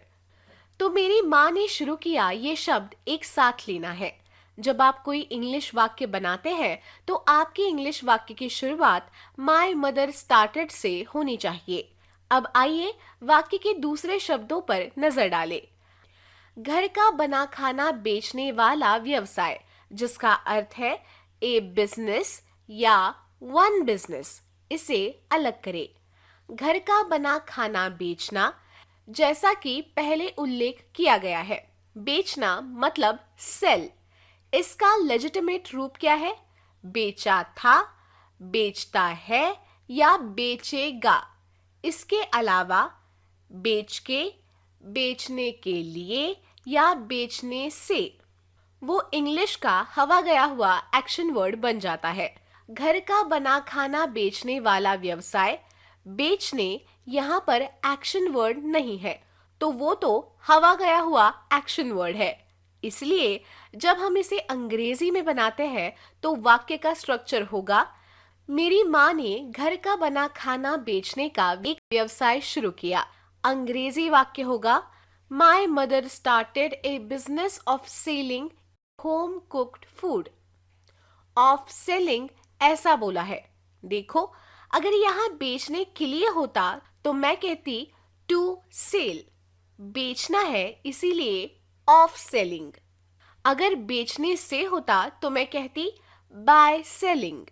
ध्यान में रखें कि जब आप टू के बाद एक्शन वर्ड लगाते हैं तब उसे कभी भी आईएनजी नहीं जोड़ना चाहिए, लेकिन टू के अलावा आपने कोई भी एक्शन वर्ड लगाया जैसे ऑफ, बाय, आफ्टर, बिफोर, इसके बाद जो एक्शन वर्ड आएगा उसको आईएनजी लगना चाहिए. So the English sentence becomes my mother started A business of selling home cooked food. यदि आपका हिंदी वाक्य मेरी माँ ने घर का बना खाना बेचने का एक व्यवसाय शुरू किया था ऐसा हो तो क्या होगा? वाक्य में क्या परिवर्तन हुआ है? हिंदी वाक्य में केवल हिंदी वाक्य का काल बदल जाता है. वाक्य के अंत में देखें, यहाँ था शब्द है. ये आपका पावर वर्ड है. क्या एक्शन वर्ड जो इसके ठीक पहले आता है या के साथ समाप्त होता है? हम ये देखेंगे. यहाँ या से समाप्त हो रहा है शुरू किया था. शुरू किया था का इंग्लिश में वाक्य होता है had started. My mother had started a business of selling home cooked food. अगर शुरू किया है ऐसा होता तो हिंदी में क्या वाक्य बनता? मेरी माँ ने घर का बना खाना बेचने का एक व्यवसाय शुरू किया है. My mother has started a business of selling home cooked food. My mother have started नहीं होगा. My mother has started होगा. My mother मेरी माँ मतलब एक स्त्री और एक वचन होने के कारण प्रोनाउंस के टेबल पर होगा he, she, it के साथ लगकर आने वाला शब्द हमेशा s से समाप्त होने वाला होगा. He, she, it, is, was, has, does और s से समाप्त होने वाले शब्द एक्शन वर्ड्स होते हैं. यदि ये उदाहरण आपके लिए उपयोगी था तो चलिए आगे बढ़ते हैं और एक और उदाहरण लेते हैं. मेरा अगला वाक्य है कल शाम 4 बजे तक हम ये सभी बक्से अपने अलग अलग खरीदारों को कुरियर से भेज देंगे. यदि आप किसी हिंदी वाक्य को ठीक से देखते हैं तो आपको हमेशा वाक्य के अंतिम शब्द को देखना चाहिए.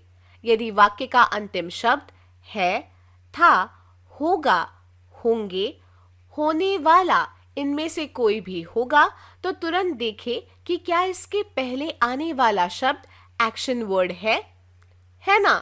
भेज देंगे. कल शाम 4 बजे तक का अर्थ है कि ये भविष्य काल में है. तो यदि आप इसका काल जानना चाहते हैं तो ये फ्यूचर परफेक्ट हो गया. हम कल शाम 4 बजे तक भेज देंगे. ये परफेक्ट है क्योंकि हिंदी वाक्य में आपका अंतिम पावर वर्ड है, उसके पहले आने वाला एक्शन वर्ड है, तो ये फ्यूचर परफेक्ट टेंस बन जाता है. किसने भेजा होगा? हमने भेजा होगा. चाहे आप इंग्लिश वाक्य कैसे भी बनाएं, आपका कर्ता और आपका क्रिया आपके अंग्रेजी वाक्य में एक साथ आना ही चाहिए. हमने जो भेजा है उसका इंग्लिश में क्या होगा? We will have sent. यदि आप ये ठीक से करते हैं तो आपके द्वारा बनाया गया इंग्लिश वाक्य हमेशा दूसरों को समझ में आएगा. आइए अब बाकी हिंदी वाक्य के शब्दों को देखें. ये सभी बक्से कुरियर द्वारा हमारे अलग अलग ग्राहकों को. सभी बक्से यानी all these boxes, कुरियर द्वारा यानी by courier, हमारे अलग अलग ग्राहकों to our different customers. तो मेरा इंग्लिश वाक्य बन जाता है We will have sent all these boxes by courier to our different customers. लेकिन थोड़ा सा बाकी है. कल शाम 4 बजे तक ये हिंदी में आपके वाक्य की शुरुआत में है, लेकिन इंग्लिश में भी हमें इसे शुरुआत में रखना है. By 4 PM tomorrow. लेकिन मैंने ऐसा क्यों किया? ध्यान दें कि जो भी शब्द आपके हिंदी वाक्य में कर्ता से पहले आता है उन्हें वैसे के वैसे ही अपने इंग्लिश वाक्य में कर्ता से पहले रखें. आपका कर्ता भी है. इंग्लिश में भी से पहले आने वाले शब्दों को हिंदी में भी से पहले लाना चाहिए. कल शाम 4 बजे तक हम ये सभी बक्से अपने विभिन्न खरीदारों को कुरियर द्वारा भेज देंगे। आइए उदाहरण के तौर पर एक और वाक्य लेते हैं। हिंदी में मेरा वाक्य है, 80% से अधिक वस्तुओं की कीमतें पिछले 3 महीनों में बढ़ गई है। जब भी आप अपने दिमाग में किसी हिंदी वाक्य को इंग्लिश में बनाना चाहते हैं, तो आपको वाक्य के अंत में जाना होगा और अंत का शब्द देखना होगा। आपको क्या देखना है? देखिए कि क्या आपके पास वाक्य के अंत में कोई पावर वर्ड है। यदि हाँ, तो तत्काल हमारा दूसरा स्टेप क्या है? क्या इस शब्द के ठीक पहले वाला शब्द एक्शन वर्ड है? यदि हाँ, तो तीसरा स्टेप क्या है? आपका एक्शन वर्ड किससे समाप्त होता है? आपको इसे देखना होगा। यहाँ अंतिम शब्द क्या है? बढ़ गई, मतलब this becomes the present perfect tense. क्या बढ़ गया है? सिर्फ कीमतें? नहीं। यदि मैं 80% से अधिक वस्तुओं की कीमतें लिखूं, तो मैं कहूंगी प्राइसेस हैव इंक्रीज्ड या प्राइस हैज इंक्रीज्ड। आपके पास 2 विकल्प है, कौन सा सही है और कौन सा गलत है। प्राइसेस एस से समाप्त होने वाला अनेक वचन है, इसलिए इसके ठीक बाद वाले शब्द में एस नहीं होगा, इसलिए प्राइसेस हैव इंक्रीज्ड। जब आप प्राइस शब्द का प्रयोग करते हैं, प्राइस एक वचन निर्जीव इट के साथ आने वाला शब्द हमेशा एस से समाप्त होता है, इसलिए price has increased. Prices have increased और प्राइस हैज इंक्रीज्ड। तो यहाँ हमने कहा बढ़ गया है। जब 80% से ऊपर माल की कीमत की बात आती है, तो फिर एक बार दाएं से बाएं, बाएं से दाएं की कीमतें यानी ऑफ, कीमत मतलब prices. Prices of more than 80% of products have increased. अगर मैंने कहा होता कि price of more than 80% products, तो मैं कहूंगा has increased. I am going to use the word prices. So prices of more than 80% products have increased. अब बाकी देखिए, पिछले 3 महीने, महीने दर महीने, वही इंग्लिश में होगा in the past 3 months या in the last 3 months. Your Hindi sentence was 80% से अधिक वस्तुओं की कीमतें पिछले 3 महीनों में बढ़ गई है। अब इंग्लिश में होगा prices of more than 80% of products have increased in the past 3 months. आइए एक उदाहरण देखें। ऐसा ही एक और हिंदी वाक्य जिसे हम इंग्लिश में बनाने की कोशिश करने जा रहे हैं। दोस्तों, इस संपूर्ण ट्रेनिंग का उद्देश्य ट्रांसलेशन प्रमोट करना नहीं है। इस संपूर्ण ट्रेनिंग का उद्देश्य यह है कि यदि आप चाहते हैं कि आपके बच्चे तुरंत अंग्रेजी वाक्य बनाएं, तो ये बहुत सरल नियम है। क्या नियम बताए हैं? जो हिंदी वाक्य मैंने आपको दिया था, उसे बोर्ड पर लिखो। बच्चों को बताएं कि आगे क्या करना है। आपने सामने रखे हुए वाक्य के अंतिम शब्द को देखें और देखें कि क्या उसमें है, था या होगा, इनमें से कोई शब्द है क्या। अगर उन्होंने कहा है, तो इसका मतलब है कि मेरे वाक्य में पावर वर्ड है। स्टेप 2, क्या कोई एक्शन वर्ड है जो इस शब्द से पहले आता है।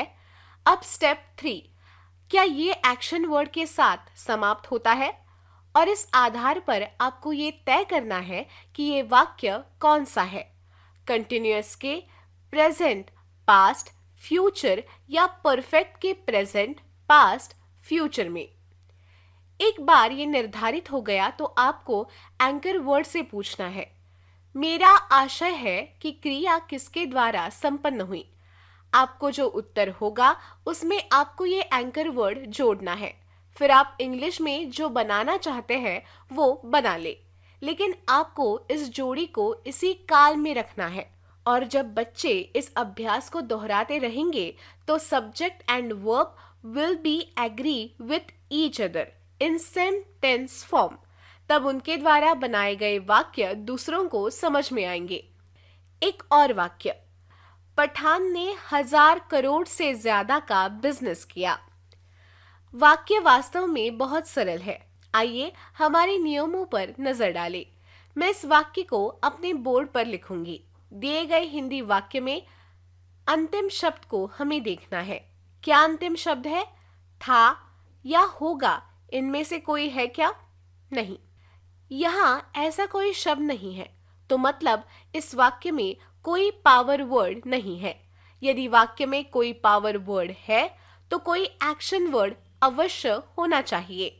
यदि आपके वाक्य में कोई पावर वर्ड और कोई एक्शन वर्ड नहीं है तो ऐसा वाक्य नहीं बन सकता। मेरे वाक्य में केवल एक्शन वर्ड है। वाक्य में केवल एक्शन वर्ड या केवल पावर वर्ड है, जिसका मतलब है वाक्य सिंपल टेंस है।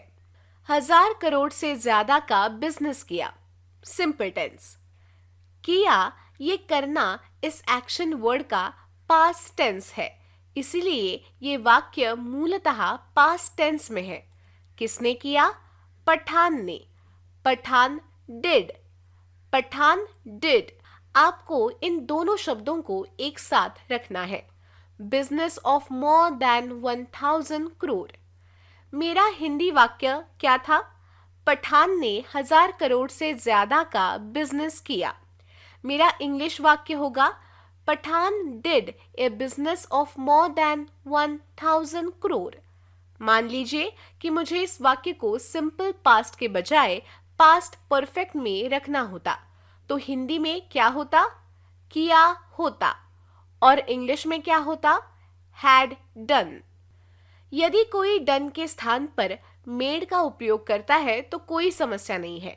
ध्यान रखें कि आपके बच्चे अभी अभी ये वाक्य बनाना शुरू कर रहे हैं, इसलिए अगर यहाँ वहाँ थोड़ी सी गलती भी हो तो उसे नज़रअंदाज कर दे।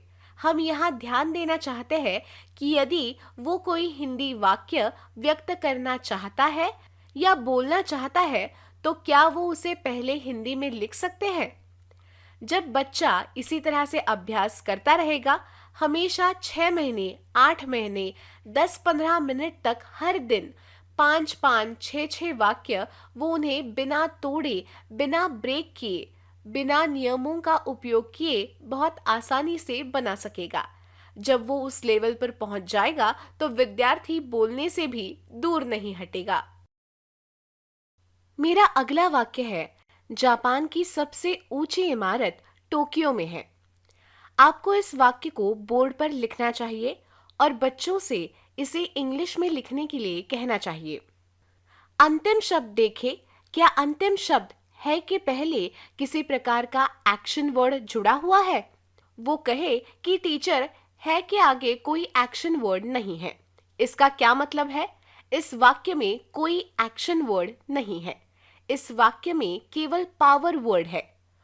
कौन सा पावर वर्ड है? प्रेजेंट टेंस का पावर वर्ड है। अब पावर वर्ड 1 भी हो सकता है, पावर वर्ड 2 भी हो सकता है। प्रेजेंट टेंस में पावर वर्ड 1 कौन से है? Is, am, are. और प्रेजेंट टेंस में पावर वर्ड 2 कौन से है? हैज और हैव। अब मैं बच्चों को बताना चाहती हूं कि मेरे इंग्लिश वाक्य में पावर वर्ड 1 है या पावर वर्ड 2। इसीलिए याद रखें कि जब भी आप अपने हिंदी वाक्य में कुछ वर्णन कर रहे हो, यदि आप किसी के बारे में कुछ समझा रहे हो तो हमेशा पावर वर्ड 1 का उपयोग करें। लेकिन यदि आप अपने हिंदी वाक्य में स्वामित्व दिखा रहे हैं या ये कहने की कोशिश कर रहे हैं कि किसी के पास क्या है, तो आप पावर वर्ड 2 का उपयोग करेंगे। हम यहाँ किस बारे में वर्णन कर रहे हैं? हम बात कर रहे हैं जापान की सबसे ऊंची इमारत की। क्या कह रहे हैं? कि ये बिल्डिंग टोक्यो शहर में है। वर्णन करने का अर्थ ये वर्णन करने से है कि कोई चीज कैसी है और कहाँ है। मैं वर्णन कर रही हूं कि एक ऐसी इमारत टोक्यो में है, इसीलिए मैं प्रेजेंट टेंस में पावर वर्ड 1 का उपयोग करूंगी। क्यों? क्योंकि मेरे वाक्य के अंत में है ये शब्द आया है, तो इज, एम और आर में से एम नहीं आएगा क्योंकि एम हमेशा प्रोनाउन 1 के साथ आता है। अब बाकी है इज या आर। किस बारे में बात कर रहे हैं? जापान के या जापान की सबसे ऊंची इमारत के बारे में बात कर रहे हैं? आप कितनी इमारतों के बारे में बात कर रहे हैं? एक, वो एक वचन और निर्जीव है, मतलब इट। इट के साथ आएगा इज, इसलिए मेरे पावर वर्ड वन का उपयोग होने वाला है। इज ये वाक्य को कैसे बनाएगा? The tallest building of Japan. समझो, मैंने ऐसा कहा, जापान की सबसे ऊंची इमारत, तो आप कहेंगे टॉलेस्ट बिल्डिंग ऑफ जापान।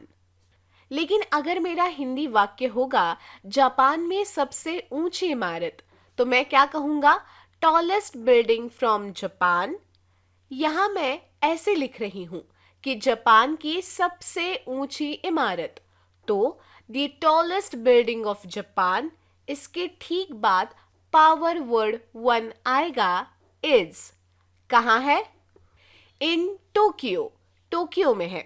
मेरा हिंदी वाक्य बनेगा जापान की सबसे ऊंची इमारत टोक्यो में है।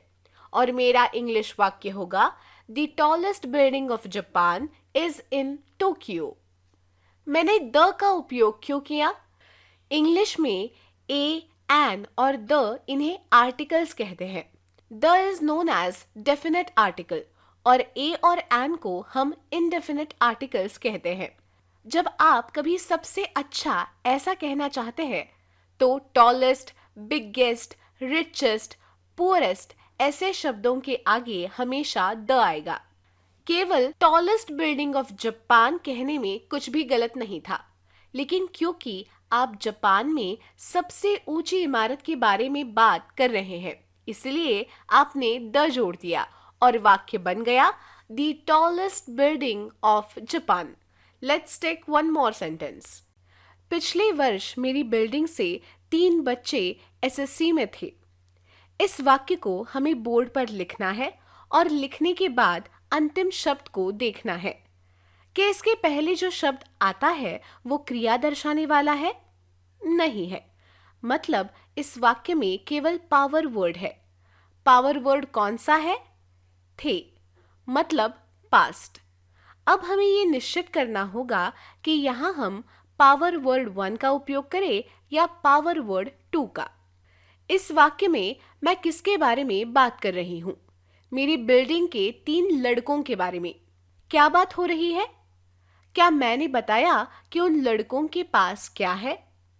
मैं ये नहीं कह रही हूँ कि इन बच्चों के पास एसएससी के लिए आवश्यक सभी किताबें हैं या इन बच्चों के पास बहुत सारी सुविधाएं हैं।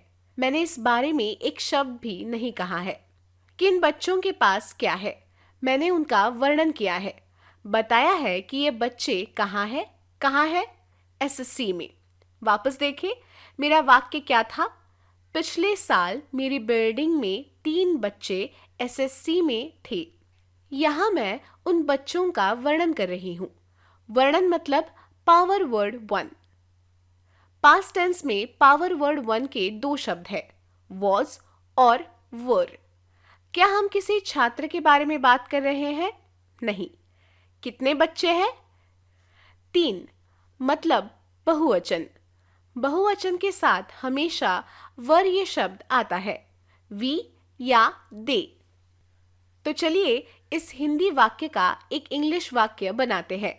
आप मेरी हिंदी वाक्य को बोर्ड पर लिखें और तुरंत नीचे लिख ले। पिछले साल यानी कि लास्ट ईयर, मेरी बिल्डिंग के 3 बच्चे, 3 चिल्ड्रन फ्रॉम माई बिल्डिंग। जब भी हिंदी में कोई प्रिपोजिशन होता है तो वही प्रिपोजिशन इंग्लिश में करने पर आसपास के शब्दों का स्थान बदल जाता है। यहाँ मेरी बिल्डिंग में 3 लड़कों में ये प्रिपोजिशन है, जिसकी वजह से आसपास के शब्दों की जगह बदलती है। 3 चिल्ड्रन फ्रॉम माई बिल्डिंग, या जो हिंदी में बाएं से दाएं जाता है वही इंग्लिश में दाएं से बाएं आता है। 3 चिल्ड्रन फ्रॉम माई बिल्डिंग के तुरंत बाद power word two, past tense were, last year 3 children from my building were in SSC. I hope कि आपने अनुमान लगा लिया होगा कि जब भी आप किसी अपने मन के हिंदी वाक्य को इंग्लिश में लिखना चाहते हो तो आप उसे स्टेप बाय स्टेप कैसे आगे ले जा सकते हैं। याद रखने वाली एकमात्र बात यह है कि वाक्य के कर्ता और क्रिया को वाक्य में सही काल में दर्शाया जाना चाहिए। So communication which means Hindi से इंग्लिश में वाक्य को लेके जाने की क्रिया, जिसका अभ्यास हमने अभी अभी किया है। अब हम कठिन से आसान की ओर बढ़ेंगे। कठिन से आसान से मेरा आशय क्या है? Hindi to English. ये हर किसी की मन की इच्छा होती है, लेकिन ये प्रक्रिया कितनी आसान है ये अब हम आगे देखेंगे। आज इस वीडियो को देखने वाले बहुत से लोग हैं जो इंग्लिश समझते हैं, पर दिक्कत कहाँ आती है? बोलते समय। मैं बोलते समय तो गलती कर नहीं रही हूँ। मैं जो कह रही हूँ उसमें से 100% गलत है, लेकिन मेरे मन में संदेह है कि मैं इसे ठीक नहीं कर सकती। इन शंकाओं का सल्यूशन हमने पिछले वाक्यों में देखा है, जहां हमने हिंदी वाक्यों को इंग्लिश में बनाया। अब इसे थोड़ा आसान बनाते हैं। I am going to take a few English sentences and I am going to tell you कैसे आप स्टेप बाय स्टेप इंग्लिश वाक्यों का हिंदी अर्थ समझ सकते हैं। मेरा पहला वाक्य है, My entire team had come to the office on Sunday to complete this important work. अब मैं इस वाक्य को हिंदी में रूपांतरित करना चाहती हूँ। ये तो आप सब जानते ही है। हो सकता है आपके बच्चे भी ये बात जल्दी जान ले। गलती कहाँ हो रही है? ये वाक्य इंग्लिश के जिस काल में है वही हिंदी वाक्य में भी रहना चाहिए। आइए उन शब्दों पर नजर डालें जो काल बता रहे हैं। My entire team had come. Power word two had और पावर वर्ड टू के बाद एक्शन वर्ड जो कि पार्टिसिपल रूप का है, और इसीलिए ये वाक्य हुआ परफेक्ट, पर सिर्फ परफेक्ट नहीं, पास्ट परफेक्ट। इसीलिए जब आप कोई हिंदी वाक्य बनाते हैं या आप इस इंग्लिश वाक्य का हिंदी अर्थ समझना चाहते हैं तो इसे राइट टेंस में समझना चाहिए। चलिए एक हिंदी वाक्य बनाते हैं। हिंदी वाक्य में पावर वर्ड और एक्शन वर्ड कॉम्बिनेशन वाक्य के अंत में होता है, तो वाक्य के अंत में डाले हैड कम। कौन आया था? मेरी संपूर्ण टीम।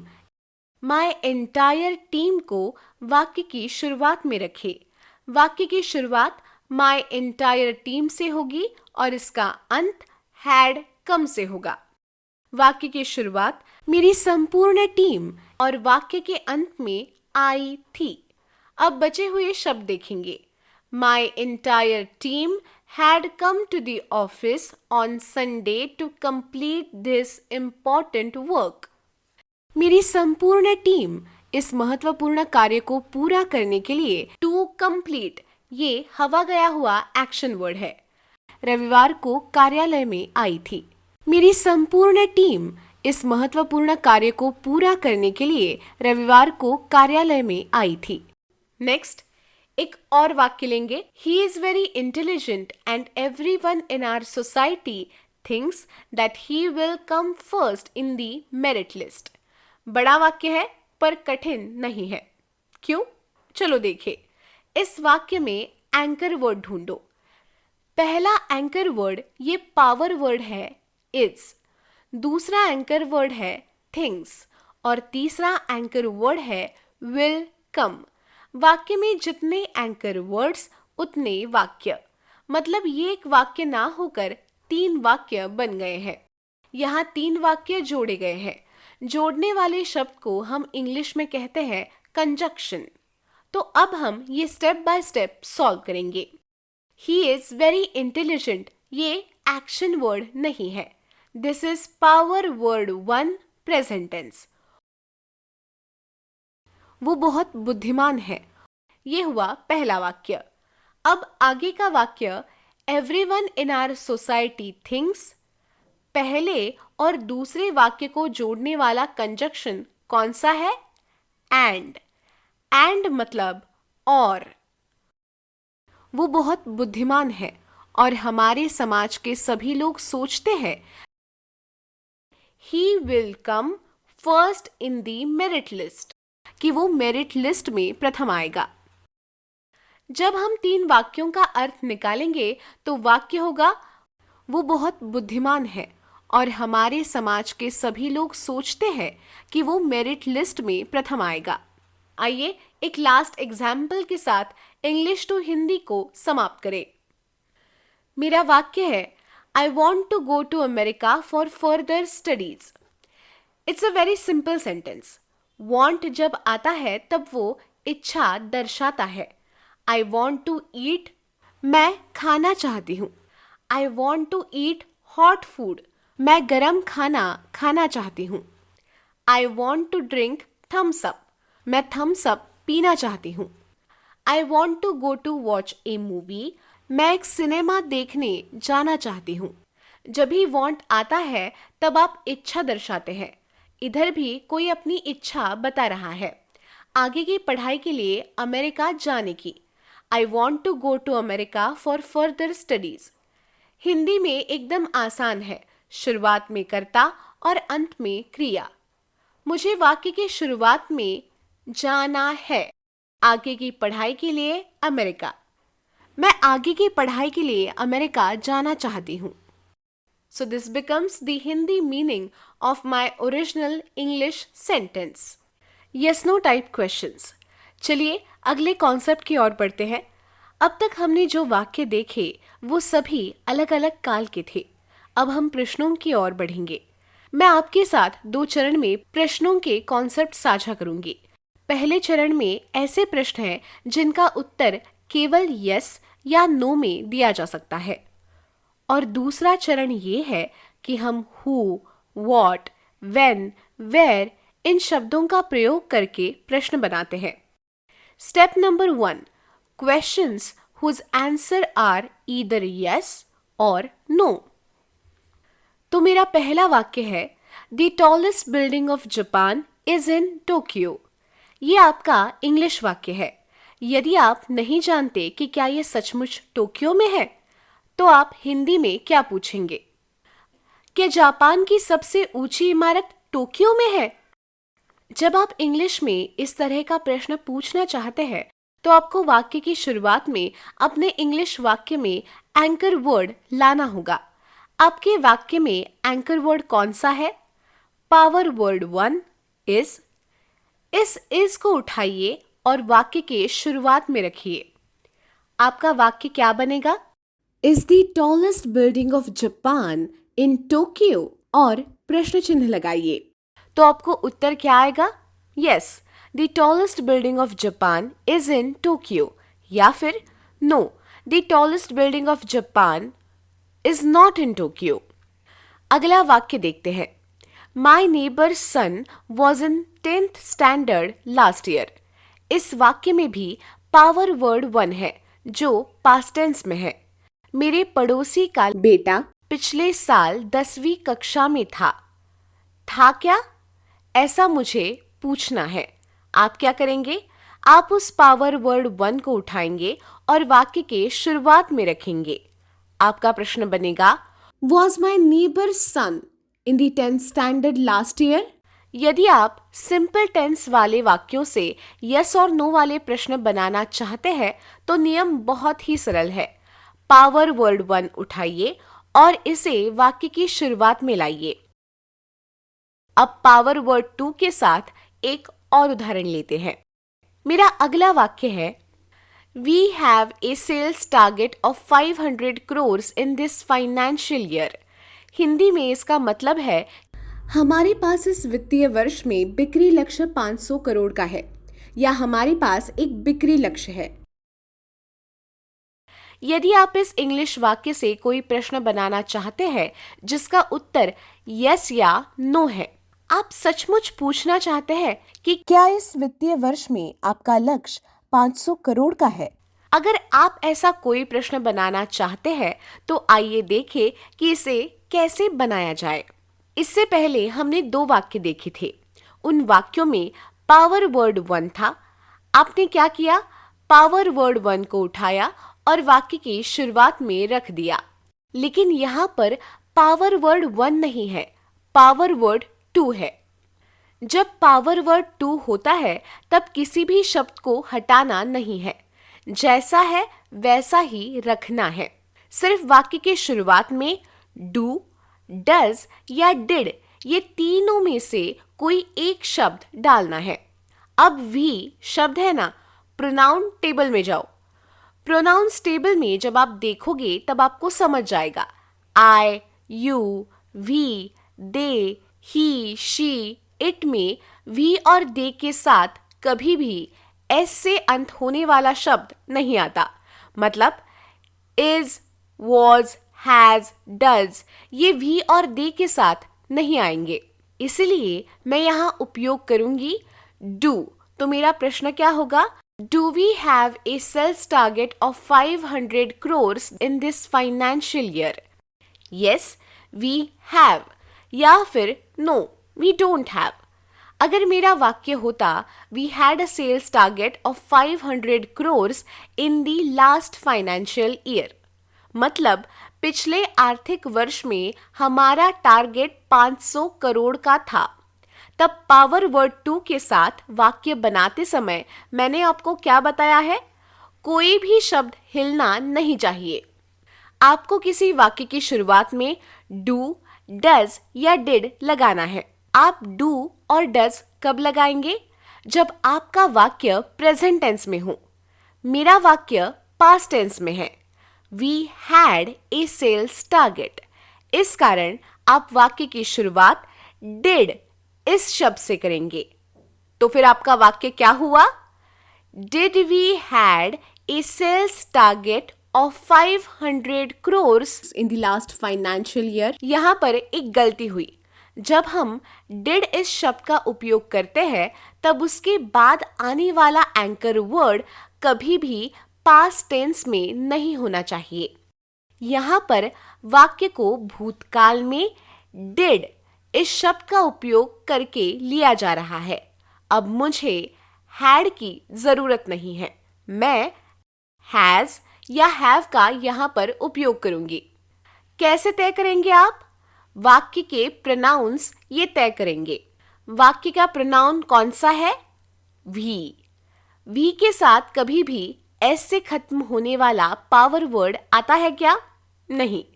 इसलिए आपका वाक्य बनेगा Did we have a sales target of 500 crores in the last financial year? और एक वाक्य देखेंगे। The movie Pathan did a business of more than 1000 crores।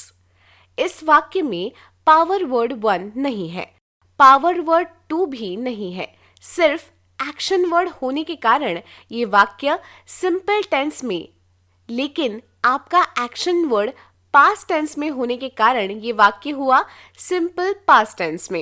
Action word वाले वाक्यों से यस नो उत्तर वाले प्रश्न बनाने के नियम पावर वर्ड 2 शब्दों के समान ही है। इसका क्या मतलब है? किसी भी शब्द को हिलाना नहीं है। वाक्य जैसा है वैसा ही रखना है। वाक्य के शुरुआत में डू, डज या डिड लाना है। वाक्य अगर प्रेजेंट टेंस में होगा तो डू और डज, पास्ट टेंस में होगा तो डिड, ये भूतकाल में है ना तो did. Did the movie Pathaan. बताए गए नियम को याद रखें। आपने वाक्य के शुरुआत में डिड लगाया है। एक बार डिड का परिचय हो जाने पर उसके बाद आने वाला एक्शन वर्ड भूतकाल में नहीं होना चाहिए। वो वर्तमान काल में एस के बिना एक एक्शन वर्ड होना चाहिए। वर्तमान काल में एस ना होने वाला एक्शन वर्ड कौन सा है? डू। तो आपका वाक्य होगा did the movie Pathaan do a business of 1000 crores और did the movie Pathaan do a business of more than 1000 crores। Did the movie Pathaan does नहीं। क्यों? क्योंकि यदि शब्द डिड वाक्य की शुरुआत में है तो उसके बाद आने वाला एक्शन वर्ड वर्तमान काल में एस के बिना एक एक्शन वर्ड होना चाहिए। हालांकि हमने जो भी वाक्य देखे वो सिंपल टेंस फॉर्म में थे, इसलिए केवल पावर वर्ड 1 को चुनना और उसे वाक्य की शुरुआत में लाना बहुत आसान था। यदि पावर वर्ड 2 है तो उसे ना छुए, हाथ लगाए बिना वाक्य के शुरुआत में डू, डज या डिड लाके रख देना है। और यदि एक्शन वर्ड है तो पावर वर्ड 2 की तरह डू, डज या डिड लाना है। अगर मैं इसे लाती हूं तो इसके बाद आने वाले एक्शन वर्ड को प्रेजेंट टेंस में एस के बिना एक्शन वर्ड के रूप में रखना है। अभी हम सिंपल फ्यूचर टेंस के वाक्य देखते हैं। मेरा वाक्य है she will go to America for her further studies. वो अपने आगे की पढ़ाई के लिए अमेरिका जाने वाली है। She will go to America for her further studies. जब आप इसे एक प्रश्न बनाते हैं, यदि उत्तर यस या नो है तो ये पावर वर्ड 1 जितना आसान है। उस विल को उठाइए और वाक्य के शुरुआत में लाके रख देना है। मेरा प्रश्न बनेगा will she go to America for her further studies. Go को वही रखना है और सिर्फ विल को उठाकर वाक्य की शुरुआत में लाकर रख देना है। आइए अब कुछ वाक्य लेते हैं जो कंटिन्यूअस और परफेक्ट टेंस के बीच है। ये कंटिन्यूअस टेंस का वाक्य है। He was going to the temple to pray। ये वाक्य पास्ट कंटिन्यूअस फॉर्म का है। Was power word 1 in the past tense followed by the action word ing, so this becomes past continuous। जब आप इसे यस नो उत्तर वाला प्रश्न बनाना चाहते हैं तो उस पावर वर्ड 2 को उठाइए और इसे वाक्य की शुरुआत में लाइए। फिर वाक्य क्या बनेगा? Was he going to the temple to pray? सोचो, अगर मैंने ऐसा कहा होता कि he is going to the temple to pray, मेरा प्रश्न होता Is he going to the temple to pray? और एक वाक्य लेंगे। अभी आपने कंटिन्यूअस देखा, अब हम एक परफेक्ट टेंस का वाक्य लेंगे। My brother has completed all 4 levels of that difficult exam। Hindi में मतलब होता है मेरे भाई ने उस कठिन परीक्षा के सभी 4 स्तर पूरे कर लिए हैं। My brother has cleared all 4 levels of that difficult exam। यहाँ power word 2 plus action word participle form में है। Has cleared, this is present perfect tense। इस वाक्य का जब आपको प्रश्न बनाना है और जिसका उत्तर यस और नो में है तो आप क्या करेंगे? पावर वर्ड 2 को उठाकर वाक्य की शुरुआत में रखेंगे। तो फिर मेरा वाक्य क्या बनेगा? Has my brother cleared all 4 levels of that difficult exam? Question mark डालना है ताकि ये प्रॉपर प्रश्न बन जाए। Has my brother cleared all 4 levels of this difficult exam? This या that जो आपको सही लगे प्रश्न के अनुसार। ध्यान दें कि जब वाक्य में केवल पावर वर्ड 2 था तो हमने पावर वर्ड 2 को नहीं छुआ, लेकिन इस वाक्य में पावर वर्ड 2 एक्शन वर्ड के साथ आया है, इसलिए पावर वर्ड 2 को उठाया और वाक्य की शुरुआत में रखा गया। तो ये कुछ उदाहरण थे जिसमें हमने सिंपल टेंस के वाक्य देखे और कंटिन्यूअस और परफेक्ट टेंस के भी देखे।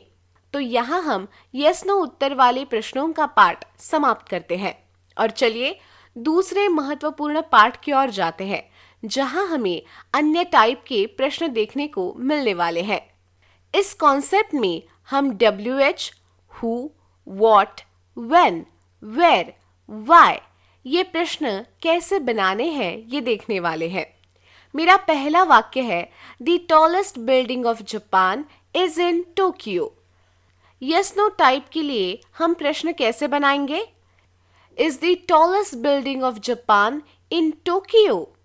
अब आपको अगर पूछना होगा जापान में सबसे ऊंची इमारत कहाँ है, कहाँ मतलब where.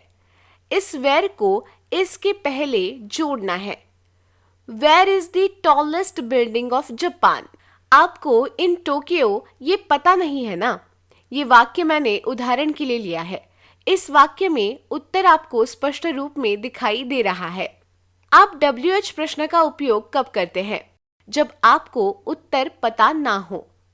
Is the tallest building of Japan in Tokyo? सबसे पहले हमने वाक्यों से प्रश्न बनाया, तो अब आप जो भी WH उपयोग करना चाहते हैं उसका उपयोग करें। Where is the tallest building of Japan? उत्तर आएगा The tallest building of Japan is in Tokyo। अगला वाक्य लेते हैं। My neighbor's son was in 10th standard last year। Yes no प्रश्न कैसे होगा? Was my neighbor's son in the 10th standard last year?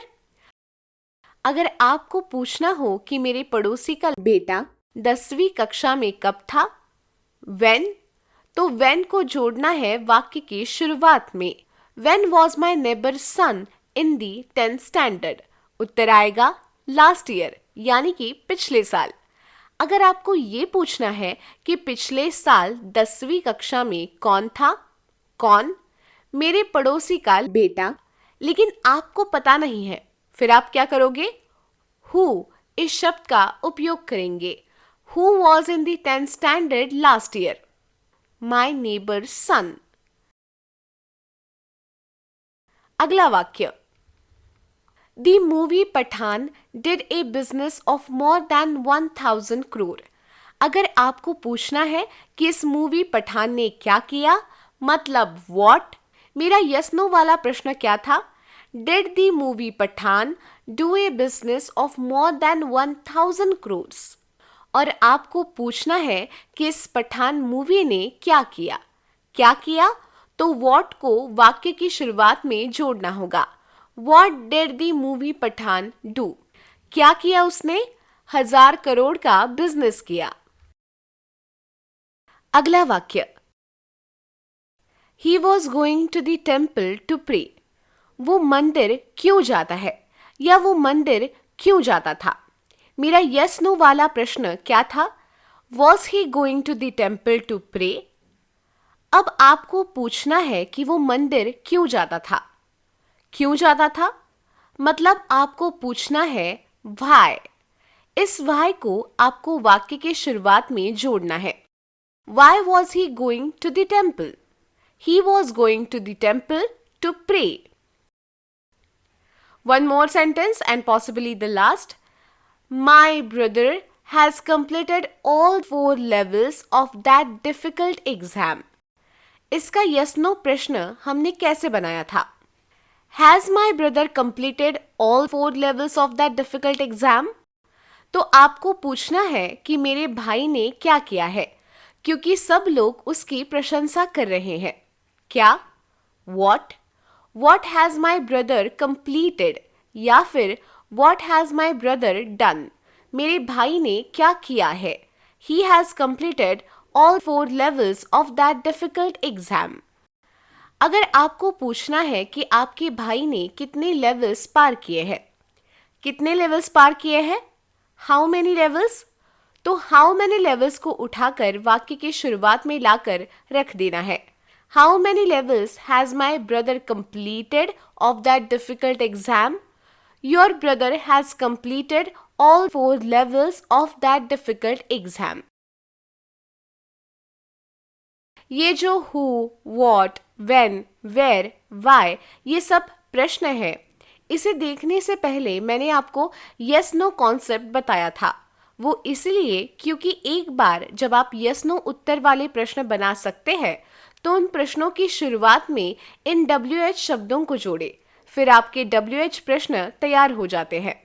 अब हम WH कॉन्सेप्ट यही समाप्त करते हैं और आगे बढ़ते हैं एक महत्वपूर्ण कॉन्सेप्ट की ओर, पैसिव वॉइस। इसका प्रयोग अक्सर लिखित इंग्लिश में किया जाता है, हालांकि इसका प्रयोग आमतौर पर बोली जाने वाली इंग्लिश में नहीं किया जाता है। और मेरा आपके लिए एक सुझाव है कि जब आप स्वयं बोले या बच्चों को बोलना सिखाए तो जितना हो सके पैसिव वॉइस के प्रयोग से बचे। पैसिव वॉइस क्या है?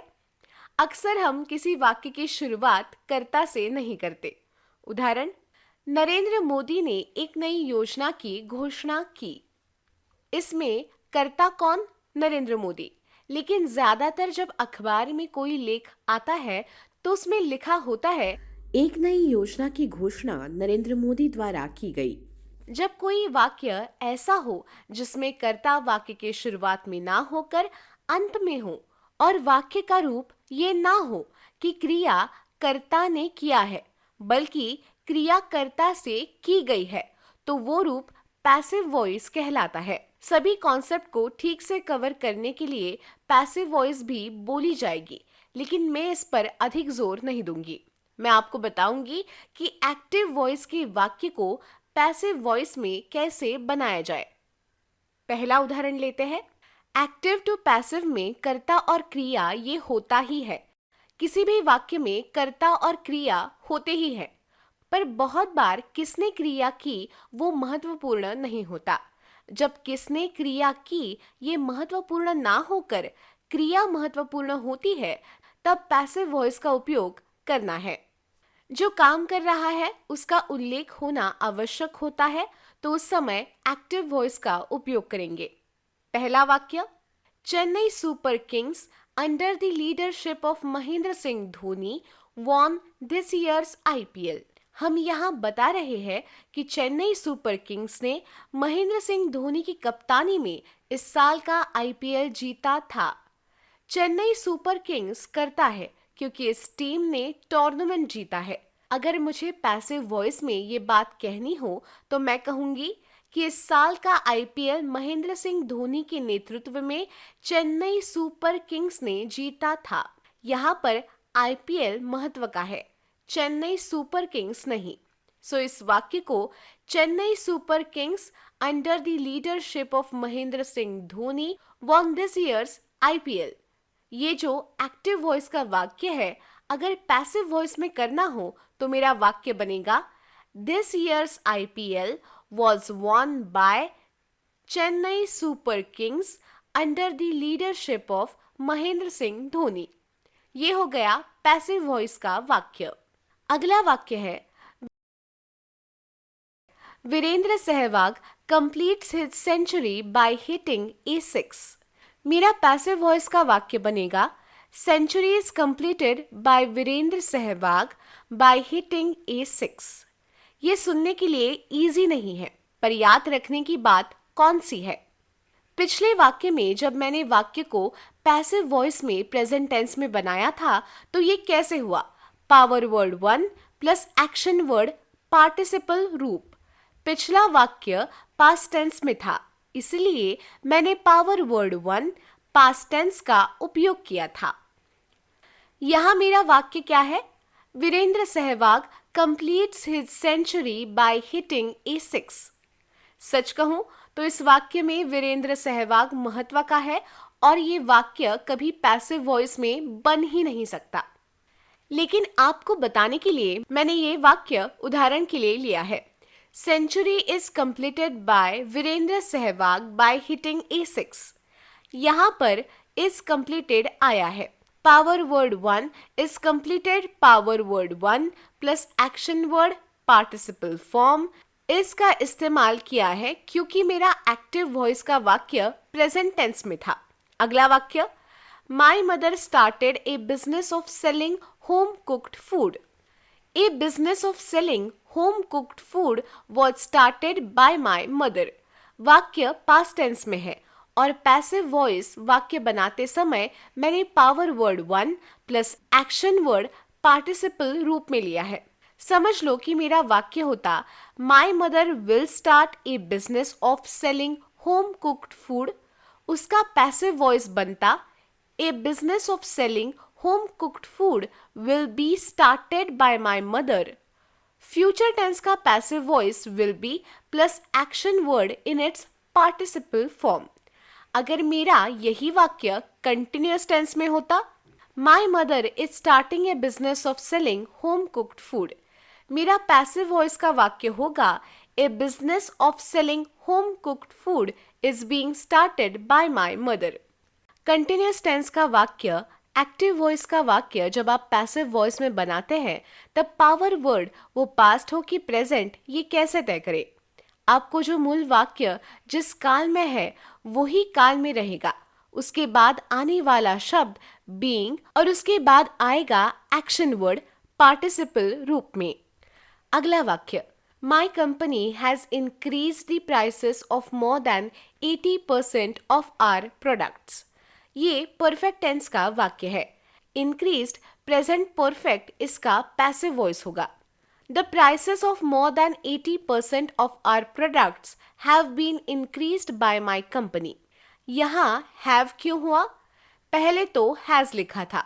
याद रखें कि my company has, मेरी कंपनी एक वचन निर्जीव it, और इसीलिए उसे लगकर आने वाला शब्द होता है s से खत्म होने वाला has। यहाँ मैं किस बारे में बात कर रही हूँ? कीमत के बारे में। कीमत बढ़ गई है, इसका मतलब अनेक वचन, और इसलिए मैंने have का उपयोग किया है। The prices of more than 80% of our products have been increased by my company. Active voice का वाक्य परफेक्ट टेंस में हो और जब आप उसका पैसिव बनाते हैं तब power word two plus been plus action word participle रूप का। एक आखिरी वाक्य लेते हैं उदाहरण के लिए।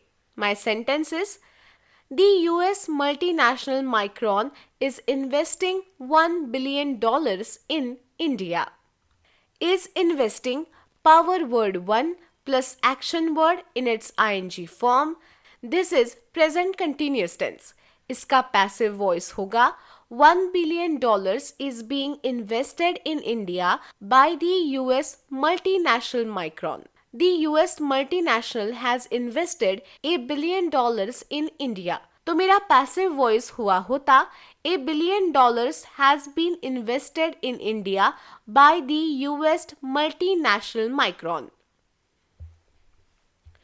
अगर यहाँ पर $1 billion के बदले $10 billion होता तो मेरा एक्टिव वॉइस हुआ होता The US multinational Micron has invested $10 billion in India. मेरा पैसिव वॉइस हुआ होता $10 billion have been invested in India by the US multinational Micron. पहले $1 billion था एक वचन it, इसलिए a से खत्म होने वाला शब्द आया। यहाँ $10 billion है इसलिए अनेक वचन, इसलिए यहाँ have been invested आया है। आपके सामने स्क्रीन पर एक टेबल है। यदि आप एक्टिव वॉइस के वाक्य को पैसिव वॉइस में बदलना चाहते हैं तो आप स्क्रीन पर देख सकते हैं कि काल के अनुसार क्या बदलाव करना चाहिए। लेकिन याद रखने वाली बात यह है कि आप पैसिव वॉइस का उपयोग कब करेंगे। आमतौर पर प्रयोग करने से बचें, लेकिन जब आप चाहते हैं कि आपके वाक्य में कर्ता की तुलना में क्रिया अधिक महत्वपूर्ण हो तो आपको पैसिव वॉइस का उपयोग करना चाहिए। तो यहाँ हमने एक्टिव और पैसिव वॉइस का कॉन्सेप्ट बहुत ही कम समय में खत्म किया है। वास्तव में पूरा ट्रेनिंग ही कम समय में खत्म किया है और इसमें बहुत अधिक अभ्यास की आवश्यकता होती है। जितना अधिक बच्चे वाक्यों को हल करने का अभ्यास करेंगे उतना ही अधिक उनका आत्मविश्वास बढ़ेगा और प्रारंभिक लिखित अभ्यास एक दिन स्पोकन में ट्रांसलेट हो जाएगा। लेकिन इसके लिए कुछ समय देने की आवश्यकता है। तो हम कॉम्प्रिहेंशन और कम्युनिकेशन की ट्रेनिंग की यही समाप्ति करेंगे।